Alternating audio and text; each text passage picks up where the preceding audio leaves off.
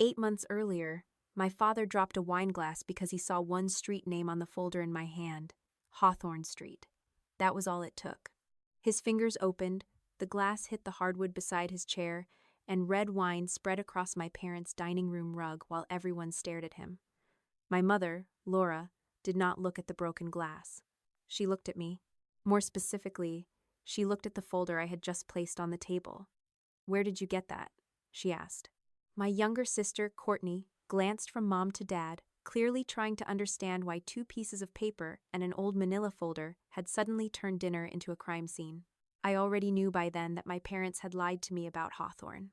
What I did not know was how many people had helped them protect that lie, or how carefully they had used it to narrow my choices until the life they wanted for me looked like the only one I had left.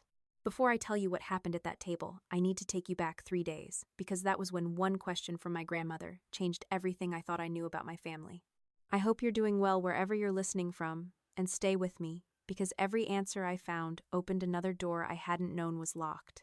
And if stories about families, secrets, and the moment someone finally decides enough is enough are your kind of stories, subscribe to the channel and stay with me to the end. 3 days earlier, my daughter Mia was sitting cross-legged on the lower bunk of a family shelter, holding a plastic pencil box in both hands. She was 6 years old, missing one front tooth, and trying very hard to act as if the room we had been assigned was another adventure. The room was clean. That mattered to me. The sheets were fresh, the staff was organized, and there were rules about meals, visitors, quiet hours, and where we stored our things. It was not dangerous, and I refused to treat the people there like we had all fallen into some shameful category of human being. But privacy was limited, space was tight, and almost everything Mia and I owned for those few weeks had to fit inside one locker and 2 duffel bags. "Do I unpack my crayons here?" she asked. I looked at the small shelf beside her bed. For a second, I wanted to say no. I wanted to promise her we would be gone before she finished one drawing. But I had stopped making promises just because they sounded comforting. "Take out the ones you want for this week," I said. "Leave the rest in the bag so we don't lose anything." She considered that seriously, as if I had given her a job. "The glitter ones too?" "Especially the glitter ones." That made her smile. I turned back to the small folding table where my laptop was open beside a yellow legal pad. I had divided the page into 4 sections: work, housing, divorce, Mia. It was the kind of list I had made my entire adult life whenever things became complicated enough to scare me. I worked in operations for a regional health services company, which meant my professional life consisted largely of finding missing information, fixing schedules, noticing when 2 numbers that were supposed to match did not, and asking people uncomfortable questions without sounding emotional. I was good at it. What I was not good at was applying those skills to my own family. That morning, I had already finished 1 conference call, answered 3 emails, and submitted another apartment inquiry. I still had to pick Mia up from school, confirm the time of her weekend exchange with Daniel, and upload a document for my divorce attorney before the end of the day. Under the temporary parenting order, Mia lived with me for most school days. Daniel had alternate weekends and 1 dinner during the week. He was paying temporary child support through the proper channel, and I had no intention of using our housing situation to disrupt his parenting time. Whatever had happened between us, Mia was not a weapon.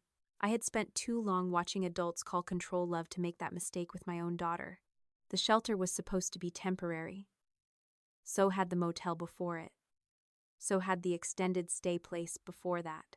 So had the friend's guest room where I lasted 6 nights before realizing her boyfriend resented having a child in the apartment.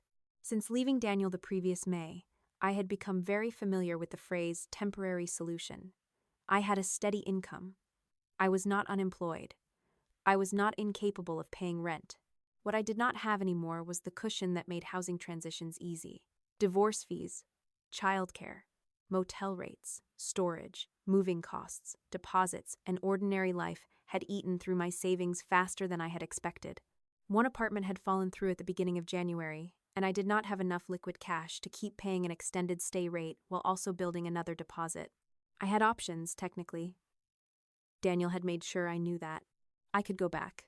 My parents had made sure I knew that too. They never said, "Return to your husband or we won't help you." They were smarter than that. Mom offered to pay for another counseling session. Dad said he might help with temporary housing once Daniel and I had seriously discussed reconciliation. Every offer came wrapped in concern and tied with one quiet condition. Come back toward the life we approve of, and we'll make things easier. So I chose the shelter. It was not the choice I wanted. It was the choice that still belonged to me. Mia had gone to the same elementary school throughout the separation, and the shelter caseworker helped me keep it that way. I drove her each morning rather than uproot her halfway through the year. Her teacher knew we were in temporary housing but did not treat her differently. I made breakfast feel normal when I could. I kept bedtime as close to 8 as shelter rules allowed. I kept her favorite blue sweater out of the storage unit. These things sounded small, but when nearly everything else in our lives had become conditional, routine was something I could still give her without asking anyone's permission. My grandmother Evelyn had no idea. That part was my fault. Grandma had moved into a senior community after Grandpa Henry died. She was independent, sharp, and perfectly capable of worrying herself sick over people she loved. I had learned years earlier that if I told her I had a problem, she would treat it as her personal responsibility until it was solved. So when my housing situation got worse, I told her I was moving around temporarily while I looked for something permanent. Mom apparently told her something similar, except Mom added that Daniel and I were sorting things out. Grandma called me that afternoon and said she was nearby and wanted to see us. I tried to meet her in the lobby. Mia ruined that plan in under 30 seconds. "Grandma!" she shouted when Evelyn walked through the front entrance. Mia ran straight to her, threw both arms around her waist, and immediately began talking about the reading chart at school, the vending machine downstairs, and a girl named Kaylee who snored. Grandma laughed at first. Then Mia took her hand. "Come see my bed." I opened my mouth to stop her, but Grandma was already following. I remember standing in that doorway as Mia proudly showed her the lower bunk. She showed her the shelf with the crayons. She showed her the locker where we kept our coats. She showed her the small reading light clipped to the metal bed frame because the overhead light stayed on later than she liked. Grandma did not say anything for several seconds. Her face changed slowly. Not shock exactly. Confusion first. Then, something much colder. She turned toward me. "Jessica, why are you here?" "I told you. The last apartment didn't work out." "No. You told me you were in an extended stay." "We were. It got too expensive to keep doing that while I saved for another deposit." Grandma looked around again. "How long have you been here?" "Not long." That answer annoyed her. I could tell because her mouth flattened exactly the way Grandpa's used to when someone avoided a direct question. "How long?" "A little over a week."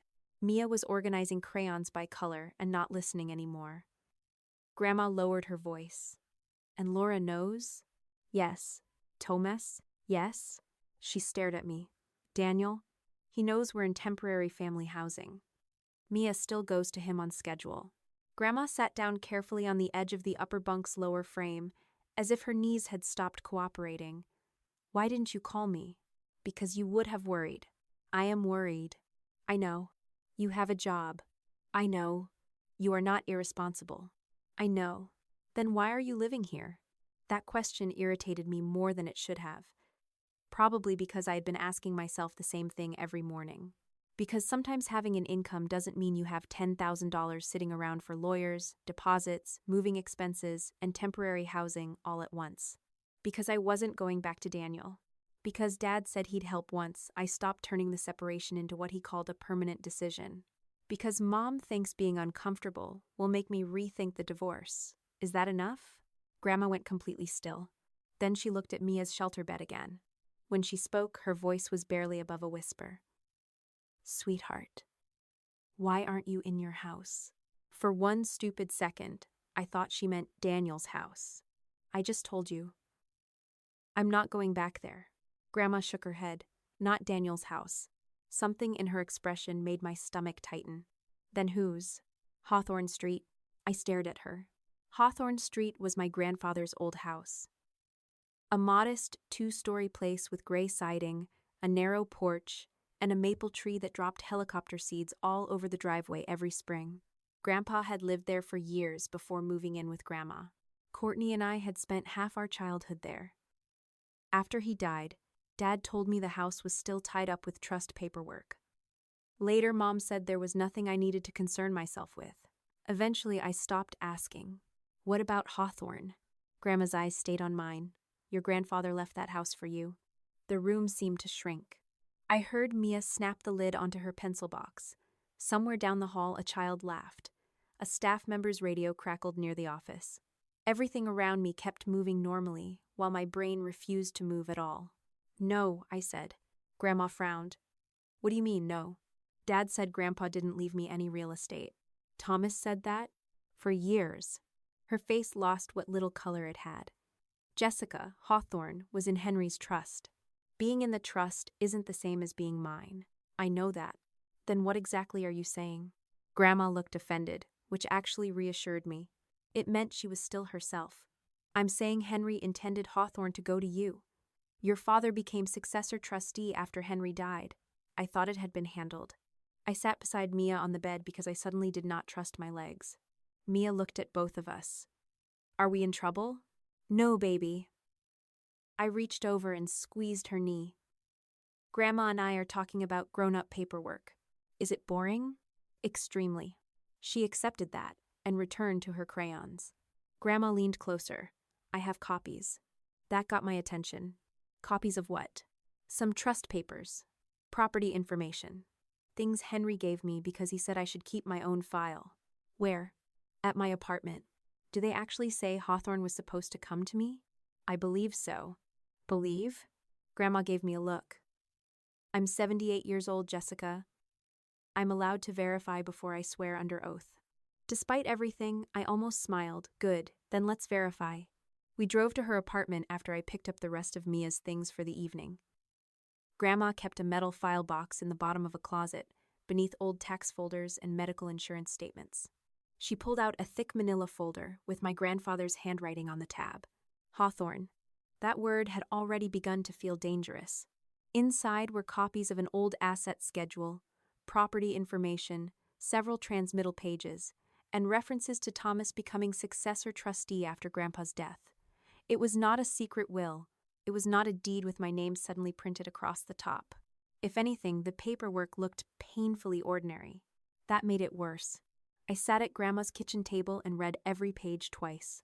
Hawthorne Street appeared on the asset schedule as property of the Henry Clark Living Trust. Thomas's name appeared in the successor trustee paperwork.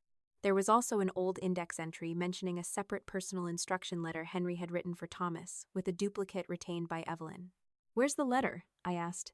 Grandma frowned. Not in that folder. You remember it? I remember Henry making me keep a copy.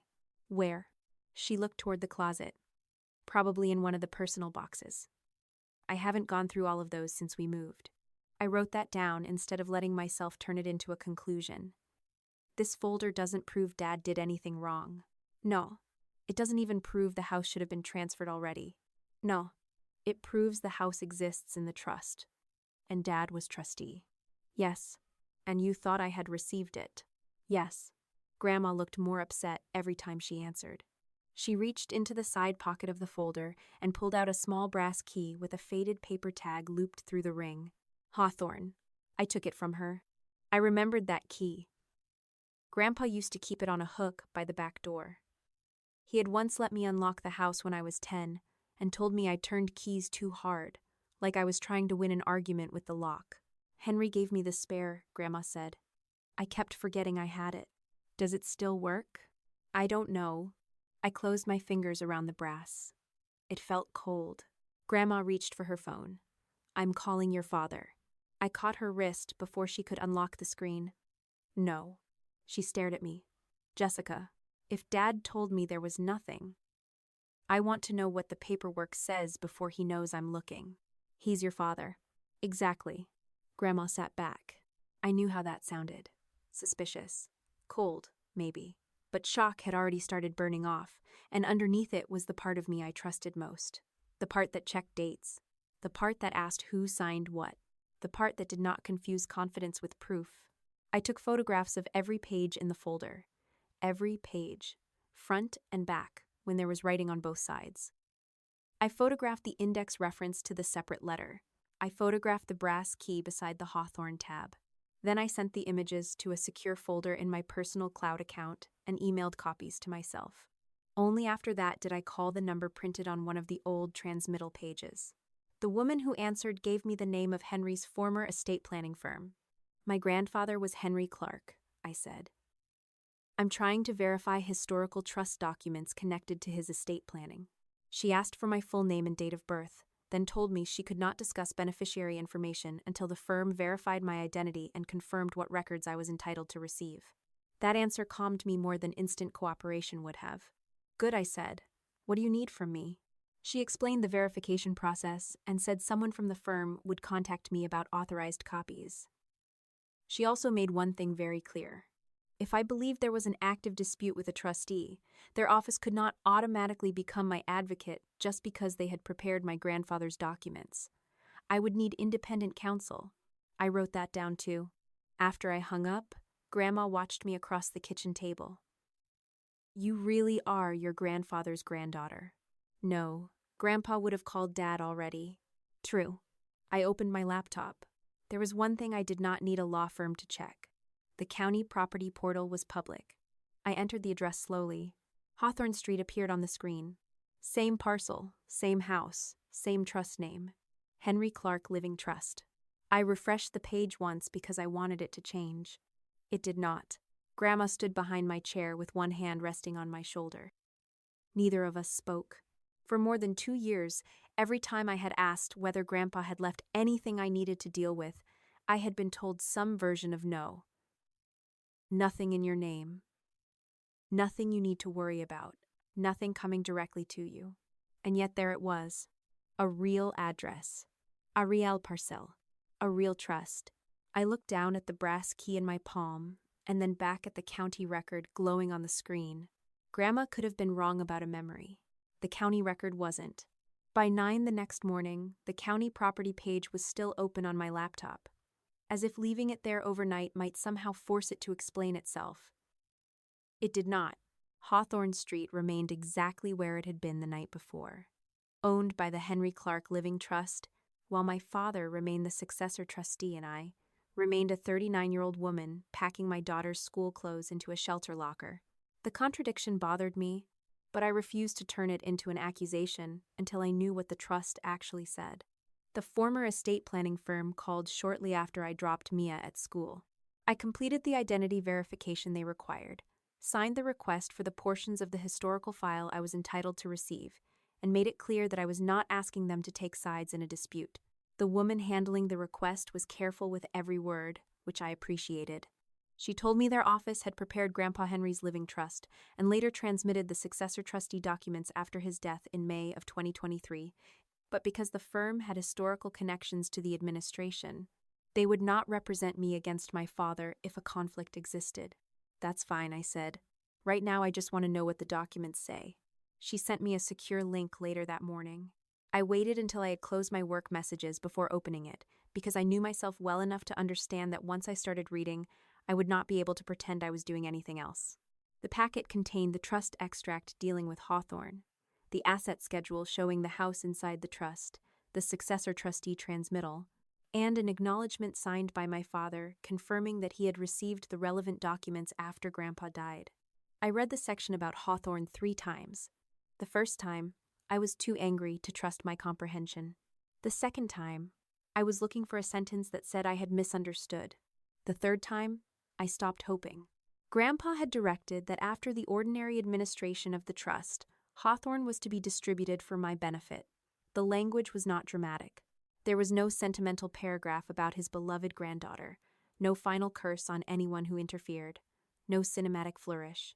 It was exactly the kind of dry legal language people skim because nothing in it sounds emotional until you realize someone built a decision about your life into those sentences.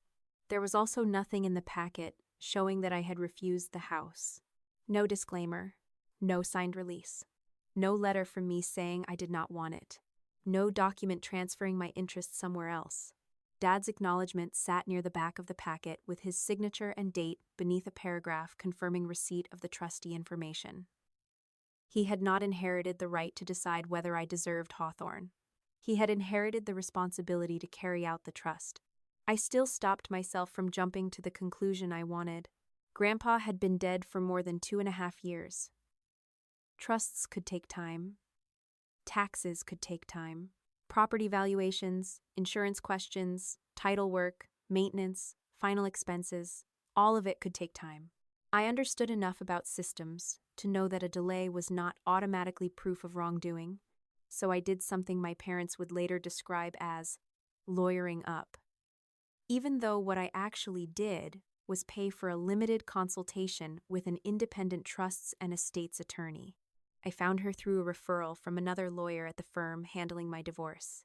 I told her at the beginning that I could not afford an endless legal war and that I was not interested in paying someone to tell me what I wanted to hear. She said a limited scope review made sense, quoted me a fee I could manage, and asked me to send the documents before our call. Her answer was frustratingly reasonable. "The first several months after your grandfather's death don't concern me by themselves," she said. "A trustee needs time to identify assets, keep insurance current, handle taxes, get valuations, and make sure there aren't obligations that affect distribution. How many months? There isn't a magic number. Facts matter." I stared at the spreadsheet I had started on my screen. It's been more than 2 years. That's why I'm asking what happened after the initial administration. Based on what you've given me, I don't see a document showing you declined the property. I also don't see anything here explaining why it remained undistributed this long. So, Dad did something illegal? I didn't say that. I almost smiled despite myself. You sound exactly like me at work. Good. Then you'll understand why I want the accounting before I use words like breach. She explained the basic structure in terms simple enough that I could later repeat them without pretending to be a lawyer. Hawthorne belonged to the trust, not to me personally yet. Grandpa's trust terms were what mattered, not Grandma's memories and not whatever personal letter we might eventually find. Dad had authority as trustee, but that authority existed to administer the trust, not to rewrite Grandpa's wishes according to his own preferences. If there had been a legitimate reason to delay distribution, records should exist. What kind of records? Accounting, expenses, property decisions, communications sent in the course of administration, notices, anything documenting why the asset remained where it was. I wrote each category down. Before we ended the call, she asked me one question that stayed with me. "Have you asked your father directly whether your grandfather left you real estate?" "Not since I found these documents." "Then don't show him what you have yet." That was not permission to trap him. She was not advising me to play games. She simply wanted the records requested properly before the trustee knew exactly which pieces of the historical file I had already found. I closed the laptop and looked at the brass key lying beside it. I had spent 12 hours treating Hawthorne like a legal problem. I needed to see the house. The drive from the shelter took a little over 20 minutes after work. Columbus traffic was light, the January sky already beginning to darken before dinner, and bare branches scratched black lines across the gray horizon. I had passed within a few miles of Hawthorne dozens of times over the previous 2 years, without once thinking of it as somewhere I was allowed to go. The neighborhood had changed less than I expected. The old pharmacy at the corner had become a coffee shop. One of the ranch houses had been replaced by a larger modern home, and someone had painted the fire hydrants a cleaner shade of red. Hawthorne itself still sat halfway down the block behind the maple tree Grandpa used to complain about every spring. I pulled to the curb and left the engine running for a moment. The house was not abandoned. That was the first thing I noticed. There were no newspapers piled on the porch. The gutters were intact. The shrubs had been cut back for winter instead of growing wild against the windows. The roof looked newer than I remembered, and the narrow walkway had been cleared of leaves. Somebody had been spending money to maintain the property, while telling me there was no property I needed to worry about. I turned off the car. The brass key felt heavier outside the house than it had at Grandma's kitchen table. I walked up the path slowly, aware that I might technically be standing in front of property controlled by a trust rather than a home I had the right to enter. I was not planning to break in. I only wanted to know whether Grandpa's old key still worked. It did not. The key slid partway into the lock and stopped. I tried once more, gently this time. Nothing. The lock was newer than the door. That was obvious once I looked closely. The brass was clean, the screws newer, and the shape of the keyway did not match the old key in my hand. A sharp little wave of disappointment hit me harder than it should have. I reminded myself immediately that locks get changed after someone dies. Houses held by trusts need to be secured. A new lock was not evidence that Dad had changed it to keep me out, especially when I had not even known I was supposed to receive the property. Still, standing there with Grandpa's key useless in my hand did something the documents had not managed to do. It made the betrayal physical. I stepped back from the porch. Cold air smelled like damp leaves, old wood, and chimney smoke from somewhere farther down the street. The combination took me straight back to being 12 years old, standing in that same doorway while Grandpa showed me why the door dragged against the frame every winter. "You keep fighting the knob," he had told me. "The door is stuck." "The door isn't stuck. It's sagging." Same thing. No, one means you pull harder. The other means you fix the hinge. I could still remember his hands tightening the screws while I held the flashlight badly. Grandpa never had much patience for force when a problem could be understood first. At 12, I had found that annoying. At 39, standing outside the house he had meant me to have, I finally understood why the memory came back. Pulling harder was not the same as solving the problem. I walked around the side of the house without leaving the public-facing path near the drive. Through the narrow window beside the front door, I could make out part of the hallway. I could not see the old pencil marks from there, but I knew exactly where they were supposed to be on the inside trim near the kitchen. Grandpa had measured Courtney and me against that frame every summer. Courtney always stood on her toes. I always told on her. Grandpa always pretended not to notice until the last second, then tapped the top of her head with the pencil and said, "Miracles don't count if your heels aren't on the floor." I had forgotten how much of my childhood lived in that house. Not the dramatic memories, the ordinary ones. Peeling apples at the kitchen table, doing homework on the living room rug, sleeping in the small back bedroom when Mom and Dad went away for an anniversary, Grandpa letting me use real tools instead of the pink plastic set somebody had given Courtney. At Hawthorne, I had not been the reliable older daughter, the example, the one who should know better because Courtney was younger. I had just been Jessica. That hurt more than the potential value of the property. Jessica? I turned so quickly I nearly dropped the key. A woman stood near the sidewalk of the house next door, wrapped in a navy coat with a grocery bag hanging from one hand. It took me a moment to recognize her. "Mrs. Patterson?" Her face brightened. "I knew that was you." She had lived next to Grandpa for as long as I could remember. She was older now, white hair visible beneath a knitted hat, but her voice was exactly the same. We talked for a few minutes about Grandma, Courtney, Mia, and how strange it was that children grew up while neighborhoods mostly stayed in place. Then she looked toward Hawthorne. "I wondered if Thomas finally sent you over." My attention sharpened. "Dad? He's been keeping an eye on the place since your grandfather passed." "How often?" She shrugged. "Every few weeks sometimes, less in the summer. He was here just last week." I kept my face neutral. Doing what? "I don't know. Checking things, I suppose. He had those roof people out sometime last year. The landscaping company still comes. He changed the locks after Henry died, which was probably sensible. You know how empty houses are." There it was. A perfectly ordinary explanation for the new lock. Not sinister. Not secret. Dad had changed it as part of maintaining a house after Grandpa died. That should have made me feel better. It did not. "Does he come alone?" "Usually. Sometimes your mother is with him." She shifted the grocery bag to her other hand. "He has the new key, of course. I saw him let the furnace man in earlier this winter." I thanked her without asking anything about ownership. Mrs. Patterson was a neighbor, not a witness I intended to interrogate. What mattered was simple. Hawthorne had not fallen through the cracks. Dad knew the house was there. Dad managed access. Dad paid attention to maintenance. Dad had been on that property the week before, while his daughter and granddaughter were living in temporary family housing 20 minutes away. I sat in my car afterward and added the facts to my notes. New roof work. Landscaping. Lock replacement after Grandpa's death. Dad had current key. Dad visited last week. None of those facts proved he had intentionally kept Hawthorne from me. Together, they did destroy one explanation. He had not forgotten the house. On the drive back, old conversations began replaying in my head with dates attached to them.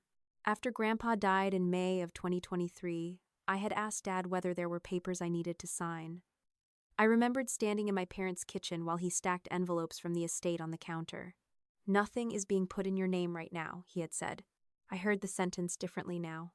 In 2024, when Courtney and I helped Grandma sort a few of Grandpa's remaining boxes, I asked Mom what was happening with Hawthorne.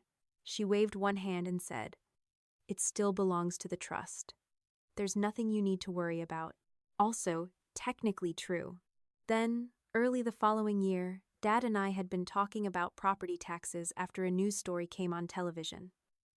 I asked whether Grandpa had ever left me any real estate interest. "There's no property coming directly to you," Dad said. Directly. That one word bothered me now. For years, my parents had not needed one enormous lie. They had built a wall out of sentences that were close enough to the truth that I felt embarrassed pushing against them. There was another reason I had stopped asking. I did not want them to think I was waiting for Grandpa's property. I could already hear Mom's voice if I pressed too hard. "Jessica, your grandmother just lost her husband and you're worried about a house?" So I had chosen pride. That was mine. I could blame my parents for misleading me, but I could not pretend I had pursued every question with the same determination I used at work. I had backed away because I was afraid asking for clarity would make me look greedy. I reached the shelter parking lot before I made my next decision. I did not call Dad. I sent a text. Not privately. I used the group thread with Mom and Dad, so nobody could later claim the other person had misunderstood the question. I read the sentence 4 times before sending it. Did Grandpa leave any real estate to me, directly or through the trust? No accusation. No mention of Grandma. No mention of the county record. No mention of the attorney. I put the phone face down and went inside to get ready for Mia's evening routine. The reply arrived 11 minutes later. "Dad." "No, we went through all of that after he died." I stared at the screen. Then Mom added another message. "Why are you digging this up now?" That was the moment the situation changed for me. Until then, every misleading statement I remembered had enough room around it for interpretation. "Nothing in your name right now. Still belongs to the trust. Nothing coming directly to you." I could imagine Dad defending every sentence individually. This one was different. I had asked directly or through the trust. He had answered no. I took screenshots immediately, including the timestamp and the full context of the thread. Then I forwarded them to the trust attorney with one sentence. "This is what he just told me." Her response came while I was helping Mia sound out words from her reading homework. "Do not send them your documents yet. I want the accounting request prepared before they know exactly what you have." I read the message once, locked my phone, and went back to Mia. "What's this word?" she asked, pointing to the page. I looked down. "Promise." She sounded it out slowly and smiled when she got it right. The family dinner was 3 days away. Mom had scheduled it weeks earlier because Grandma had been complaining that nobody sat down together anymore, and under any other circumstances I might have canceled. Instead, I decided to go. But I would not walk in there pretending to be a lawyer. I would not threaten anyone. I would not accuse Dad of stealing a house. I would not sign a single document they put in front of me. I wanted something much simpler. I wanted to place Hawthorne Street on the table and listen to my parents explain, in their own words, why a house Grandpa intended for me had remained under Dad's control for more than 2 years. My attorney could ask for the records. The documents could establish what happened. At dinner, I only wanted the version my parents believed I was still supposed to accept. 3 days later, I carried Grandma's old folder into my parents' dining room. And before I had asked my father a single question, he saw the word Hawthorne and dropped his glass. By the afternoon of the family dinner, I had learned enough to be angry and not nearly enough to be reckless. That distinction mattered to me. I had the trust language concerning Hawthorne, the county property record, Dad's signed acknowledgement as successor trustee, and the text he had sent 3 days earlier denying that Grandpa had left me any real estate directly or through the trust. What I did not have yet was the accounting that could tell me what Dad had done with the property during the years he controlled it. So before I left work, I called the attorney handling the trust issue and told her about the dinner. "It was scheduled weeks ago," I said. "I'm not arranging some confrontation." I'm not telling you not to go, she replied. I'm telling you what not to do while you're there. Don't sign anything. Don't hand over originals. Don't threaten litigation. And don't try to argue trust law with your father over dinner. I wasn't planning to. Good. Ask your questions. Listen carefully. Then leave with everything you brought. I looked at the folder on my desk. I had made copies of the pages I was willing to show, but the originals from Grandma's file were back in Evelyn's apartment. The digital copies were backed up in 2 places. What if he asks to keep the documents? Say no. What if he says I'm misunderstanding them? That may be useful information. I understood what she meant. My parents had spent years answering questions by deciding what I was capable of understanding. For once, I was not going to prove I was smart enough to win an argument. I was going to let them explain why they believed they had the right to make the decision in the first place. Mia stayed with Grandma Evelyn that evening. It was not Daniel's parenting night, and nothing about our temporary schedule changed because of the dinner. Grandma had already promised Mia grilled cheese, tomato soup, and 1 movie before bedtime, which Mia considered a far better evening than sitting through a meal with 4 adults discussing paperwork. Before I left, she asked if I was going to Grandma Laura's house because I was in trouble. I told her no, kissed the top of her head, and said grown-ups sometimes needed to clear up misunderstandings. Even then, I was careful about the language I used around her. My parents might have failed me badly, but I refused to recruit a 6-year-old into my anger. Mom opened the door before I reached the bell.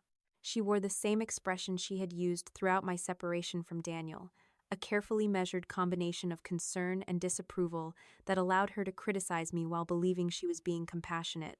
Her eyes dropped immediately to the folder under my arm. You brought work? Something like that. She stepped aside. Your sister's already here. Courtney was in the dining room pouring water into glasses. Dad stood near the sideboard, opening a bottle of wine. Nothing about the room looked different from 100 family dinners I had attended before. Mom's good dishes were out. Courtney had already complained about traffic. Dad asked whether Mia was with Daniel, and I told him she was with Grandma Evelyn. He nodded like we were discussing the weather. For almost 10 minutes, nobody mentioned the question I had asked in the family text. That was Mom's specialty. If a subject made her uncomfortable, she created enough normality around it that bringing it up began to feel rude. She served roast chicken, potatoes, and green beans. Courtney told us about a problem at work. Dad complained about the cost of replacing a section of fencing. Mom asked whether I had heard back from another apartment complex, and when I said I was still working through housing options, she gave a small sigh. Daniel's house is still there, she said. I put my fork down. We're not doing that tonight. I'm not doing anything. I'm just saying you have choices. I know exactly what my choices are. Dad looked at me over his glass. Do you? That was enough. I reached beside my chair, picked up Grandma's old manila folder, and placed it on the table. The word Hawthorne was visible on the tab. Dad's hand stopped halfway to his mouth. The glass slipped from his fingers. It hit the hardwood beside his chair and shattered, splashing red wine across the edge of Mom's cream rug. Nobody moved for a second. Courtney looked at Dad first. That mattered to me later. She did not look at the folder. She looked at his face, because his reaction told her there was something in that folder worth being afraid of before she knew what it was. Mom pushed back her chair. Thomas, I'm fine. No, the glass. I said I'm fine. Mom grabbed a dish towel from the kitchen, but she still had not asked whether I had been cut or whether wine had reached my clothes. Her eyes kept returning to the folder. Finally, she said, Where did you get that? I looked at her. Why does that matter? Because those are your grandfather's papers. Some of them, your grandmother gave them to you? I did not answer immediately. I asked Dad 3 days ago whether Grandpa left me any real estate directly or through the trust. He said no. Dad crouched to pick up the larger pieces of glass. Jessica, don't start turning paperwork you don't understand into accusations. I felt the anger rise, but I kept my voice level. Then help me understand. He straightened slowly. I opened the folder and removed only the copies I had prepared. The first was the trust section dealing with Hawthorne. The second was the asset schedule. The third was his successor trustee acknowledgement. I placed them in front of me rather than pushing them across the table. Why did you tell me Grandpa left no real estate for me? Dad exhaled through his nose. because a trust owning property is not the same thing as property being in your name. I know. His expression shifted slightly. I continued. That's why I asked directly, or through the trust. Mom stopped blotting the rug. Dad sat down again. There are administrative issues you clearly don't understand. Then explain them. Taxes, maintenance, liability, repairs, insurance. Your grandfather's estate wasn't a checking account we could divide 4 ways the day he died. I never said it was. The house needed work. I know it's been maintained. Dad stared at me. I had not planned to mention that yet, but I saw the calculation happen behind his eyes. How do you know that?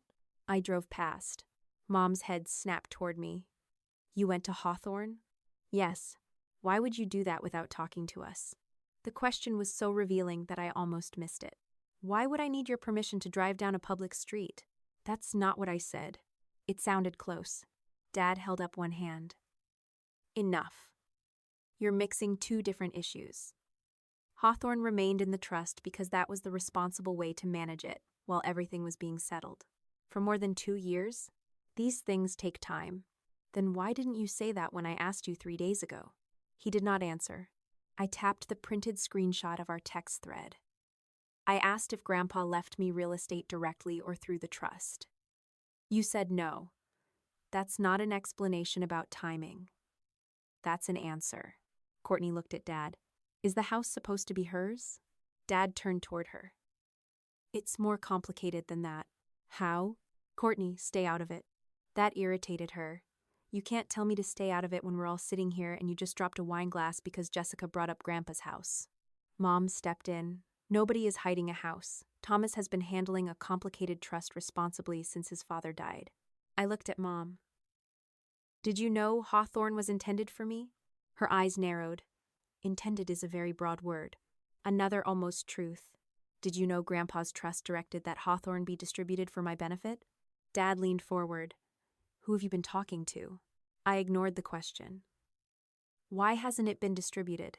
He stared at me for several seconds, then finally gave me an answer that had nothing to do with taxes. Because you weren't in a stable position to handle another property. The room became very quiet. I had expected defenses about administration. I had expected accusations that I was greedy, confused, emotional, manipulated by Grandma, or desperate because of the divorce. I had not expected Dad to say so plainly that my circumstances had become part of his decision. What does my stability have to do with Grandpa's trust? Everything, if I'm the person responsible for making sure assets aren't mishandled. Did the trust say I had to meet your definition of stable before I could receive Hawthorne? That's not how responsible trusteeship works. It was not an answer. I kept my hands flat on the table. What exactly made me unstable? Dad looked tired now, as if I were forcing him to explain something obvious to a child. You left your marriage. You burned through savings moving from place to place. You're paying 2 lawyers. You've had multiple housing arrangements in less than a year. Then you ended up in a shelter. I felt the words land one by one. He was using the consequences of my separation as proof that he had been right to deny me the one asset that could have changed those consequences. So because I didn't have stable housing, I said, you kept me from a house. Mom made a frustrated sound. That's deliberately simplistic. Then make it less simple. Mia needs stability, Mom said. Daniel has a stable home. He has room for both of you. He has been willing to work on the marriage from the beginning. My marriage is not part of Grandpa's trust. Your life doesn't exist in separate boxes, Jessica. Legally, some things do. Dad's face tightened. Your lawyer put that in your head? No. Basic boundaries did. Mom pushed her plate away. This is exactly the problem. Everything has become boundaries and lawyers and formal agreements. Marriage isn't a business contract you cancel because you're unhappy. I felt Courtney watching me. I could have explained Daniel then. I could have listed every purchase I once had to justify, every financial decision that became his because he earned more, every time his version of providing somehow required my version of obeying. But that was not why I had come. I kept the question narrow. So Hawthorne was being kept from me because I left Daniel? Mom answered before Dad could. We were trying to keep your family together. Nobody spoke. Mom realized what she had said a fraction too late. Her face changed. but she did not take it back. I heard my attorney's voice in my head. Ask your questions. Listen carefully. I looked at Dad. Is that true? He rubbed one hand across his jaw. Your mother is saying we didn't want to make a temporary separation easier to turn into a permanent divorce. There it was again. Not a theft confession. Not an admission of a crime. Something more useful emotionally. They believed Hawthorne was leverage. Mom leaned toward me. You were angry. Daniel was angry. Instead of giving both of you time, you kept making permanent decisions. New accounts. Lawyers. Housing applications. Every time anyone suggested slowing down, you called it control. I filed for divorce because I wanted a divorce. And people make mistakes. That's mine to make, not when Mia pays for them. My chair scraped lightly against the floor as I shifted back. Using Mia was the one thing Mom could still do that instantly made me want to stop thinking and start fighting. I forced myself not to. Mia is not a reason for you to decide whether I receive property Grandpa intended for me. Mom's voice sharpened. Mia is the reason everyone in this family should have been thinking beyond what Jessica wanted in the moment. Courtney finally spoke. I mean, Mom's not completely wrong about that. I turned toward her. She looked uncomfortable but continued. You did move really fast. I left Daniel 8 months ago. I mean, after you left. You wouldn't listen to anyone. I asked you for help with the deposit. Courtney's expression hardened. And I told you I couldn't give you that much money. You said you wouldn't. Because Mom told me you had other options. The sentence landed harder than I expected. What options? Daniel. Counseling. Staying with Mom and Dad if you stop treating every conversation like an attack. I don't know, Jessica. She said you needed to stop running from your problems. I looked at Mom. She did not deny it. Did she tell you not to help me? Courtney shook her head. Not like that. What did she say? She said not to rescue you every time you made a choice and hated the consequences. I remembered the night I called Courtney from the extended stay parking lot. I had hated myself for asking. I told her I was short on the deposit because the motel was draining me faster than expected, and I would repay her in installments. She had sounded cold. Now, I knew someone had helped choose those words for her. Did you know about Hawthorne? Her brows pulled together. What? Did you know Grandpa intended that house for me? No. Are you sure? Yes, I'm sure. Mom immediately said. Don't start attacking your sister because you're angry at us. Courtney looked offended. Why would I know about the house? I wanted to believe her. But I had spent most of my life watching Mom soften consequences for Courtney while telling me I was strong enough to handle mine. That old reflex came alive before evidence could catch up. You've always known more than I did about what Mom and Dad were doing. Courtney's face flushed. That's not true. Really? Yes, really. Who paid the down payment when you bought your condo? Her mouth fell open. What does that have to do with Grandpa's trust? Nothing. That's the point. Dad slapped his palm against the table, not hard enough to frighten anyone, but hard enough to stop us. This is what happens every time. You turn one disagreement into an indictment of the entire family. I looked at him. I'm asking why you kept a house from me. I did not keep a house from you. You controlled it for more than 2 years. As trustee, you told me it wasn't intended for me, because you weren't in a position to deal with it. Those are different answers. Dad's mouth tightened. I realized then that the dinner had reached the point my attorney had warned me about. The trust question was disappearing. In its place was a trial about whether I was responsible enough, grateful enough, patient enough, married enough, stable enough, and forgiving enough to deserve an answer.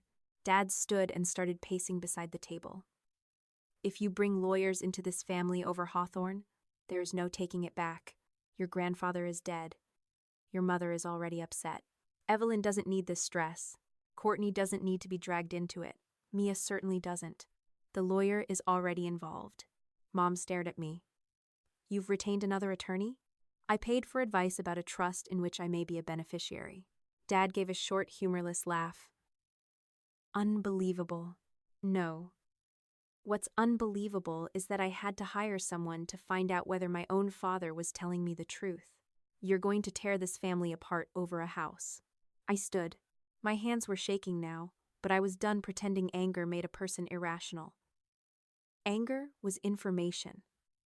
What mattered was what I chose to do with it.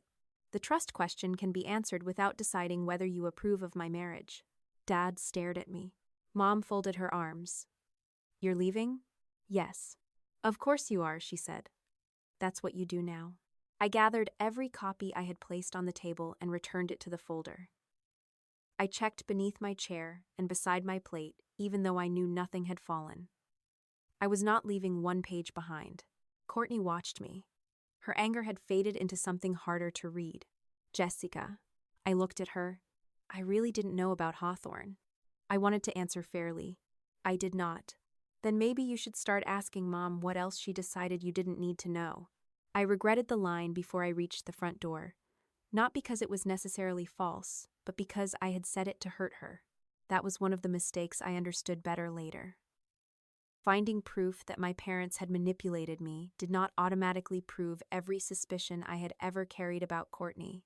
I was still too angry to separate those things. Outside, the January air hit my face hard enough to clear some of the heat from my skin.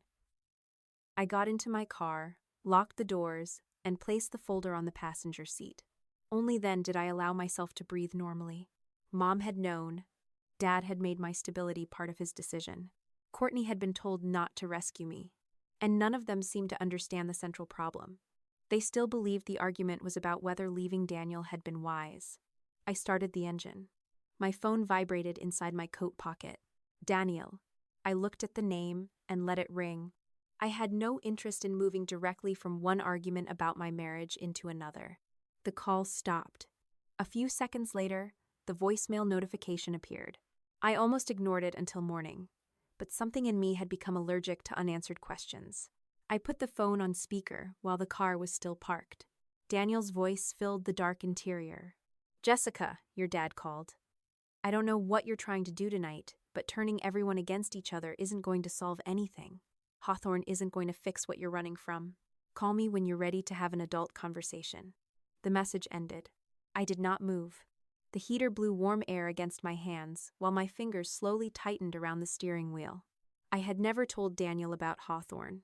I listened to Daniel's voicemail 3 times before I drove away from my parents' house. Not because I needed to hear the insult again.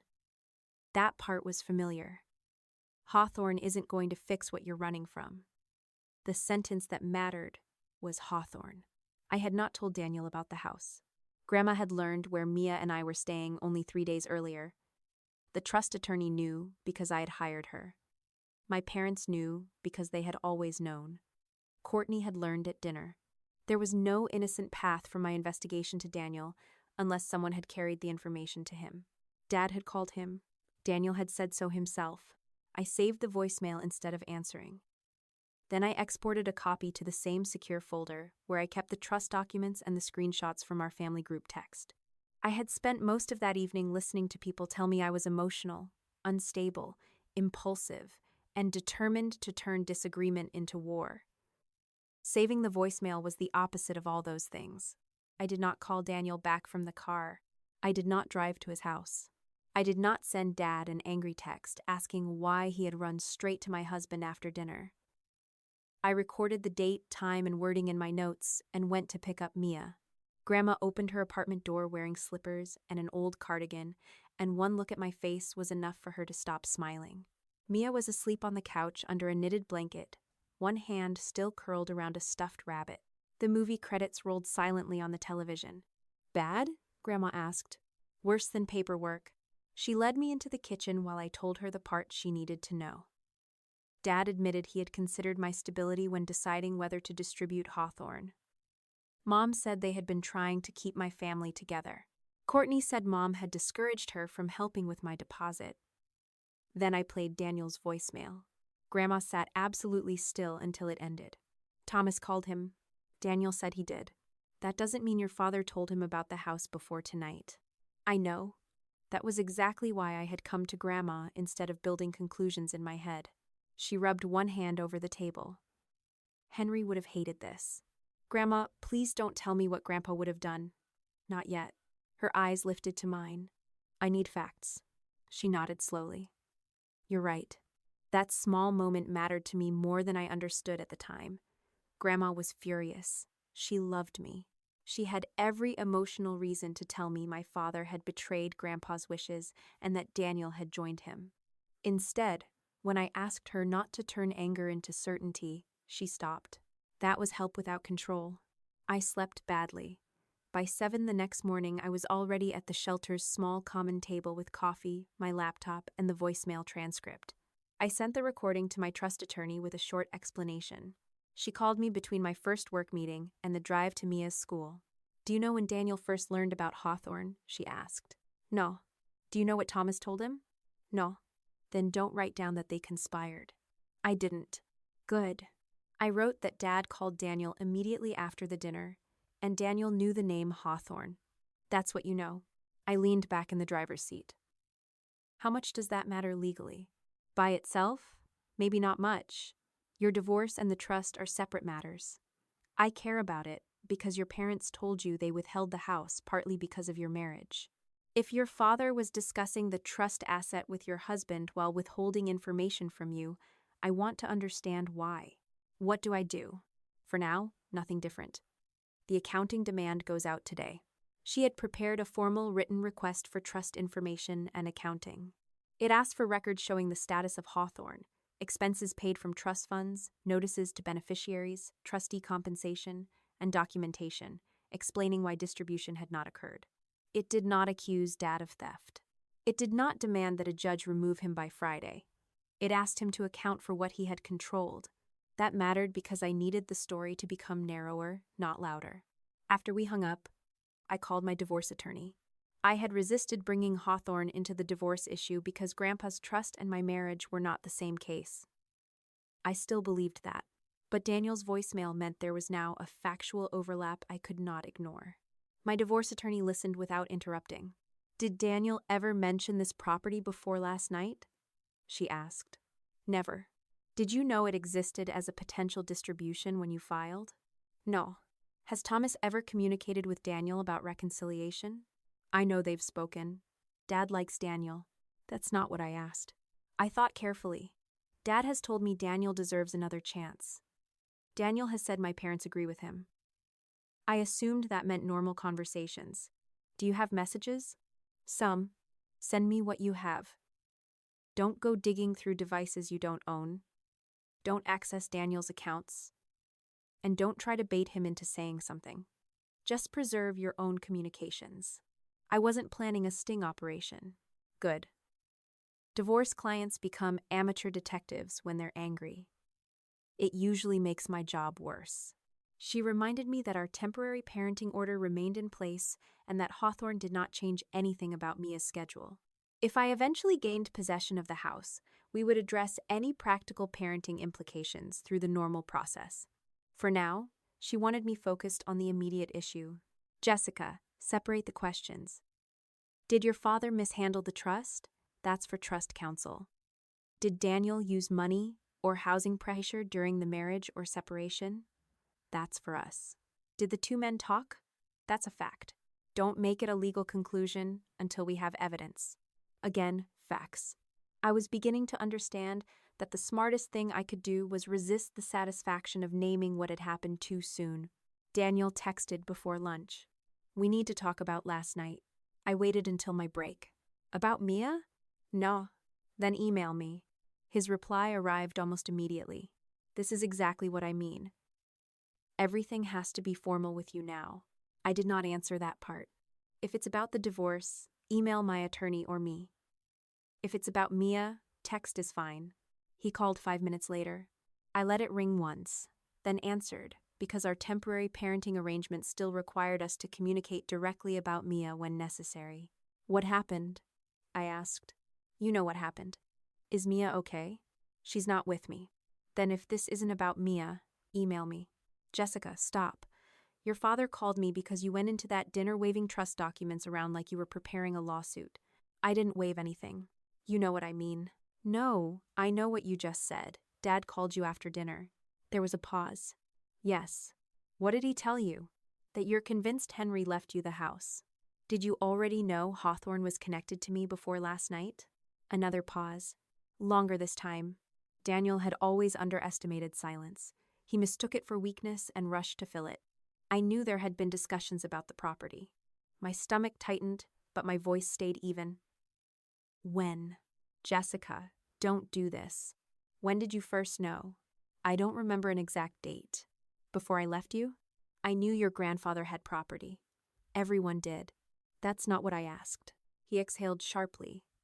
Sometime after Henry died, your dad mentioned Hawthorne might eventually be handled differently. Handled differently how? He said there were estate decisions he was responsible for. Did he tell you I was supposed to receive the house? No.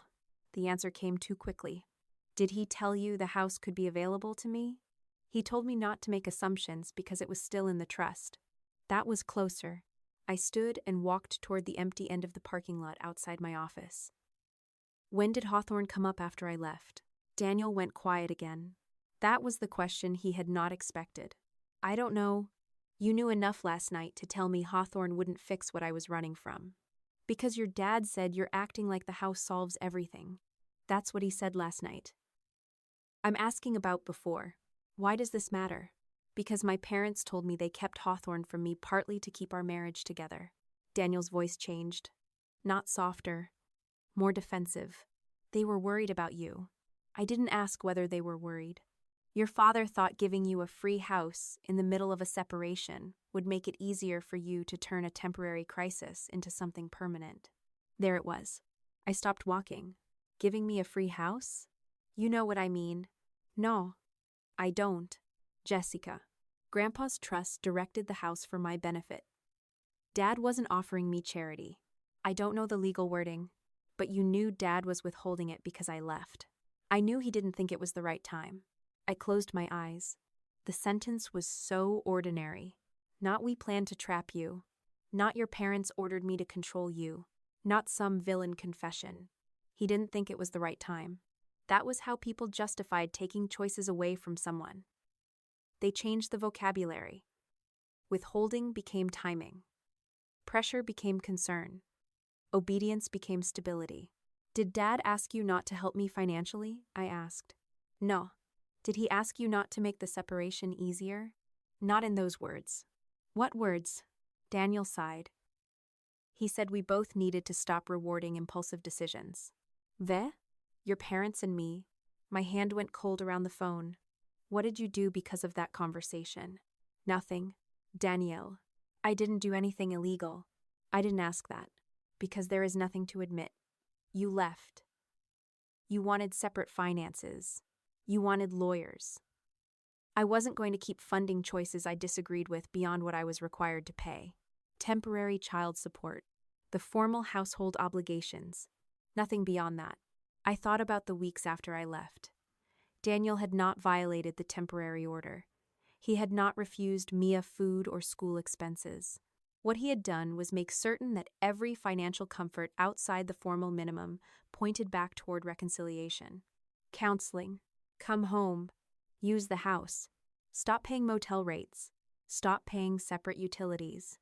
Stop paying attorneys. All of it sounded practical when considered one piece at a time. Together, it formed a corridor. And Hawthorne had been an exit from that corridor. Dad had kept the door closed. Did you know Mia and I were in the shelter? I asked. Daniel went silent. Answer me. I knew you were in temporary housing. Did you know it was a family shelter? Your mother told me. My throat tightened. When? A few days before you told me directly. And you still knew Hawthorne existed. I didn't know you had a legal right to it, but you knew Dad was choosing not to make it available. Jessica, stop twisting everything into the worst possible version. I'm repeating what you said. You chose the shelter. Yes. You had a home. Your home. Our home.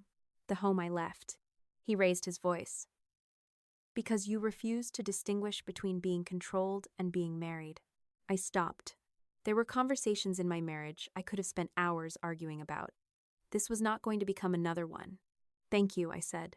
For what? For answering? Jessica, don't hang up. If you need to discuss Mia, text me. I am trying to save you from turning this into something you can't undo. I almost laughed, but there was nothing funny about it. The divorce was filed months ago. The trust existed before that. None of this started yesterday, because I found a folder. You always think documents make you right. No. Documents make it harder for everyone to change what happened afterward. Then I ended the call. My hands shook after that. Not because Daniel had scared me. Because, for the first time, the pattern was beginning to look larger than any one conversation. Dad had controlled Hawthorne. Mom had discouraged Courtney from helping me with a deposit. Daniel had known Dad believed hardship might drive me back. Mom knew Mia and I were in a shelter. Daniel knew too. And every one of them had looked at that fact and concluded that my discomfort was evidence the plan might be working. I wrote everything down immediately while the wording was fresh. I did not secretly record the call. Ohio law was not something I was going to improvise my way through for a dramatic piece of evidence, and I did not need to. I had my own contemporaneous notes, Daniel's voicemail, his texts, and whatever written communications might already exist in my files. I emailed myself a detailed summary with the time of the conversation, then forwarded it to my divorce attorney. Her answer came later that afternoon. Preserve everything. Do not characterize motives in writing. We can work with facts. That night, I told Grandma more. Not all of it. Mia was in the next room doing a puzzle, and I was not going to turn our conversations into a soundtrack for her childhood. Grandma and I sat at her kitchen table while I explained that Daniel had known Dad was holding Hawthorne back and had understood that making separation harder might push me home. Grandma's face hardened. I want to call Laura. No, this is my family too. I know. Then stop asking me to sit here while they do this. I'm asking you not to warn them about what I know before the accounting comes back. She pushed away from the table. Your grandfather trusted Thomas. So did I. Grandma looked at me. That ended the argument. The formal accounting request went out the next morning. Dad called within an hour. I did not answer. Mom texted. I cannot believe you've brought an outside lawyer into this. I saved it. Dad left a voicemail accusing me of escalating a family disagreement into a legal matter. I saved that too. Then, for 2 days, nothing happened. That silence was almost worse than the calls. I went to work. I drove Mia to school. I attended a scheduled meeting with my divorce attorney. I filled out apartment applications, even though Hawthorne now existed as a possibility. Because I still did not control the property, and I was not going to plan my daughter's housing around a victory I had not won. I kept my shelter caseworker updated. I kept Daniel's parenting exchange exactly on schedule. That Friday, Courtney called. I almost let it go to voicemail. Then I remembered the accusation I had thrown at her during dinner. You always knew more than I did. I answered. What? Nice to talk to you too.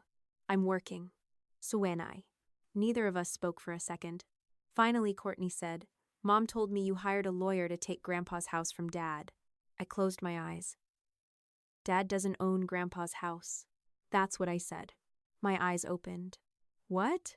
I asked her why she keeps saying you're taking it from him if it's still in Grandpa's trust. I sat straighter. What did she say? That you're using technicalities. That's not an answer. I know. Courtney sounded irritated, but not at me this time. She continued. I asked Dad directly if Grandpa wanted you to have Hawthorne. And? He said Grandpa had intentions that were written before anyone understood what would happen with your marriage. My fingers tightened around the phone.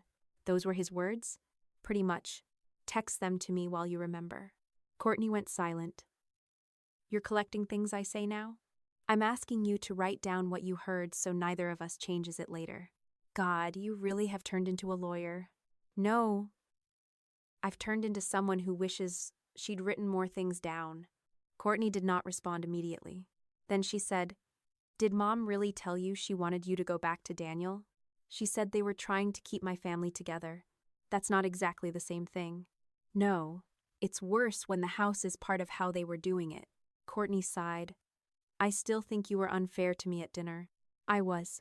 That stopped her. I forced myself to continue. I assumed you knew about Hawthorne because Mom and Dad have helped you more than they've helped me. Those are two different things. I don't have evidence you knew. I shouldn't have said it like I did. Courtney was quiet. Thank you, she said finally. That doesn't change what happened when I asked you for the deposit. I know. Did Mom tell you not to help me? She told me you needed to face the consequences of leaving. Those exact words? Close enough. Do you still have the texts? Another silence. Maybe. Don't send me anything you're not comfortable sending. I need to look. Okay. She hung up before either of us could turn the conversation into something bigger. I sat at my desk for several minutes afterward. That apology cost me something. Not dignity. Pride. There was a difference. For years, I had treated Courtney as proof of my parents' favoritism. Sometimes she was. Sometimes she benefited from it. Sometimes she made choices because it was easier to agree with Mom than challenge her. But if I wanted the truth, I had to be willing to lose the parts of my own story that evidence did not support. 2 hours later, Courtney sent me one screenshot. It was from early December, when I had been struggling to find stable housing. Courtney had written to Mom. Jessica asked if I could loan her part of a deposit. I can probably do some of it. Mom's response was beneath it. Don't. She has options. If everyone keeps rescuing her, she'll never stop running and actually talk to Daniel. Then another message. She needs to understand that leaving a marriage has consequences. I read those 2 lines twice. The screenshot did not mention Hawthorne. It did not prove Courtney knew. It did prove Mom had deliberately discouraged someone from helping me secure independent housing because she wanted hardship to change my decision about Daniel. I forwarded it to both attorneys, each with only the context relevant to their work. Then I stared at the words again. Leaving a marriage has consequences. Mom was right about that. There had been consequences. Attorney fees. A drained savings account. Temporary housing. Mia asking where she was allowed to unpack her crayons. What Mom had never understood was that leaving also had a purpose. I had chosen uncertainty because certainty with Daniel came with conditions I could no longer accept. By the following Monday, Dad's response to the accounting demand arrived through counsel. He did not provide everything, but he provided enough to confirm that Hawthorne had been actively maintained throughout the entire period he had controlled it. Property taxes, insurance, landscaping, roof repairs, heating service. The house had been protected carefully. The beneficiary had not.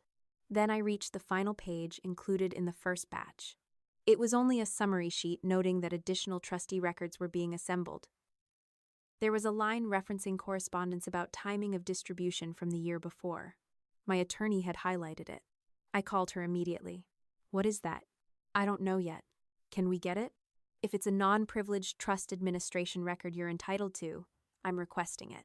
If it's privileged, then we deal with what we're legally entitled to use.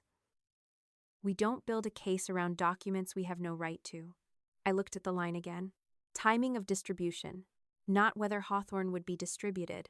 Timing. My father had spent 2 years telling me there was nothing coming to me. Somewhere in the trustee records, there was apparently a discussion about when it should. And suddenly I understood why Dad had been so afraid of that folder. The dangerous document might not be the one Grandma had given me. It might be the one he had written himself. The next batch of trust records arrived on a Tuesday morning while I was sitting in my car outside Mia's school, waiting for the drop-off line to move. I almost opened the secure link on my phone, then stopped myself. I had spent the last week learning that important documents deserved more than a thumb scrolling across a cracked screen between traffic lights. I waited until I reached work, closed my office door, downloaded the packet to my laptop, and called the trust attorney before I read past the first page. Start with the transmittal, she said. Not the accounting. The document had been sent to Dad shortly after Grandpa died. It was boring in exactly the way important paperwork often is. No emotional language. No accusation. No ambiguity disguised as sentiment.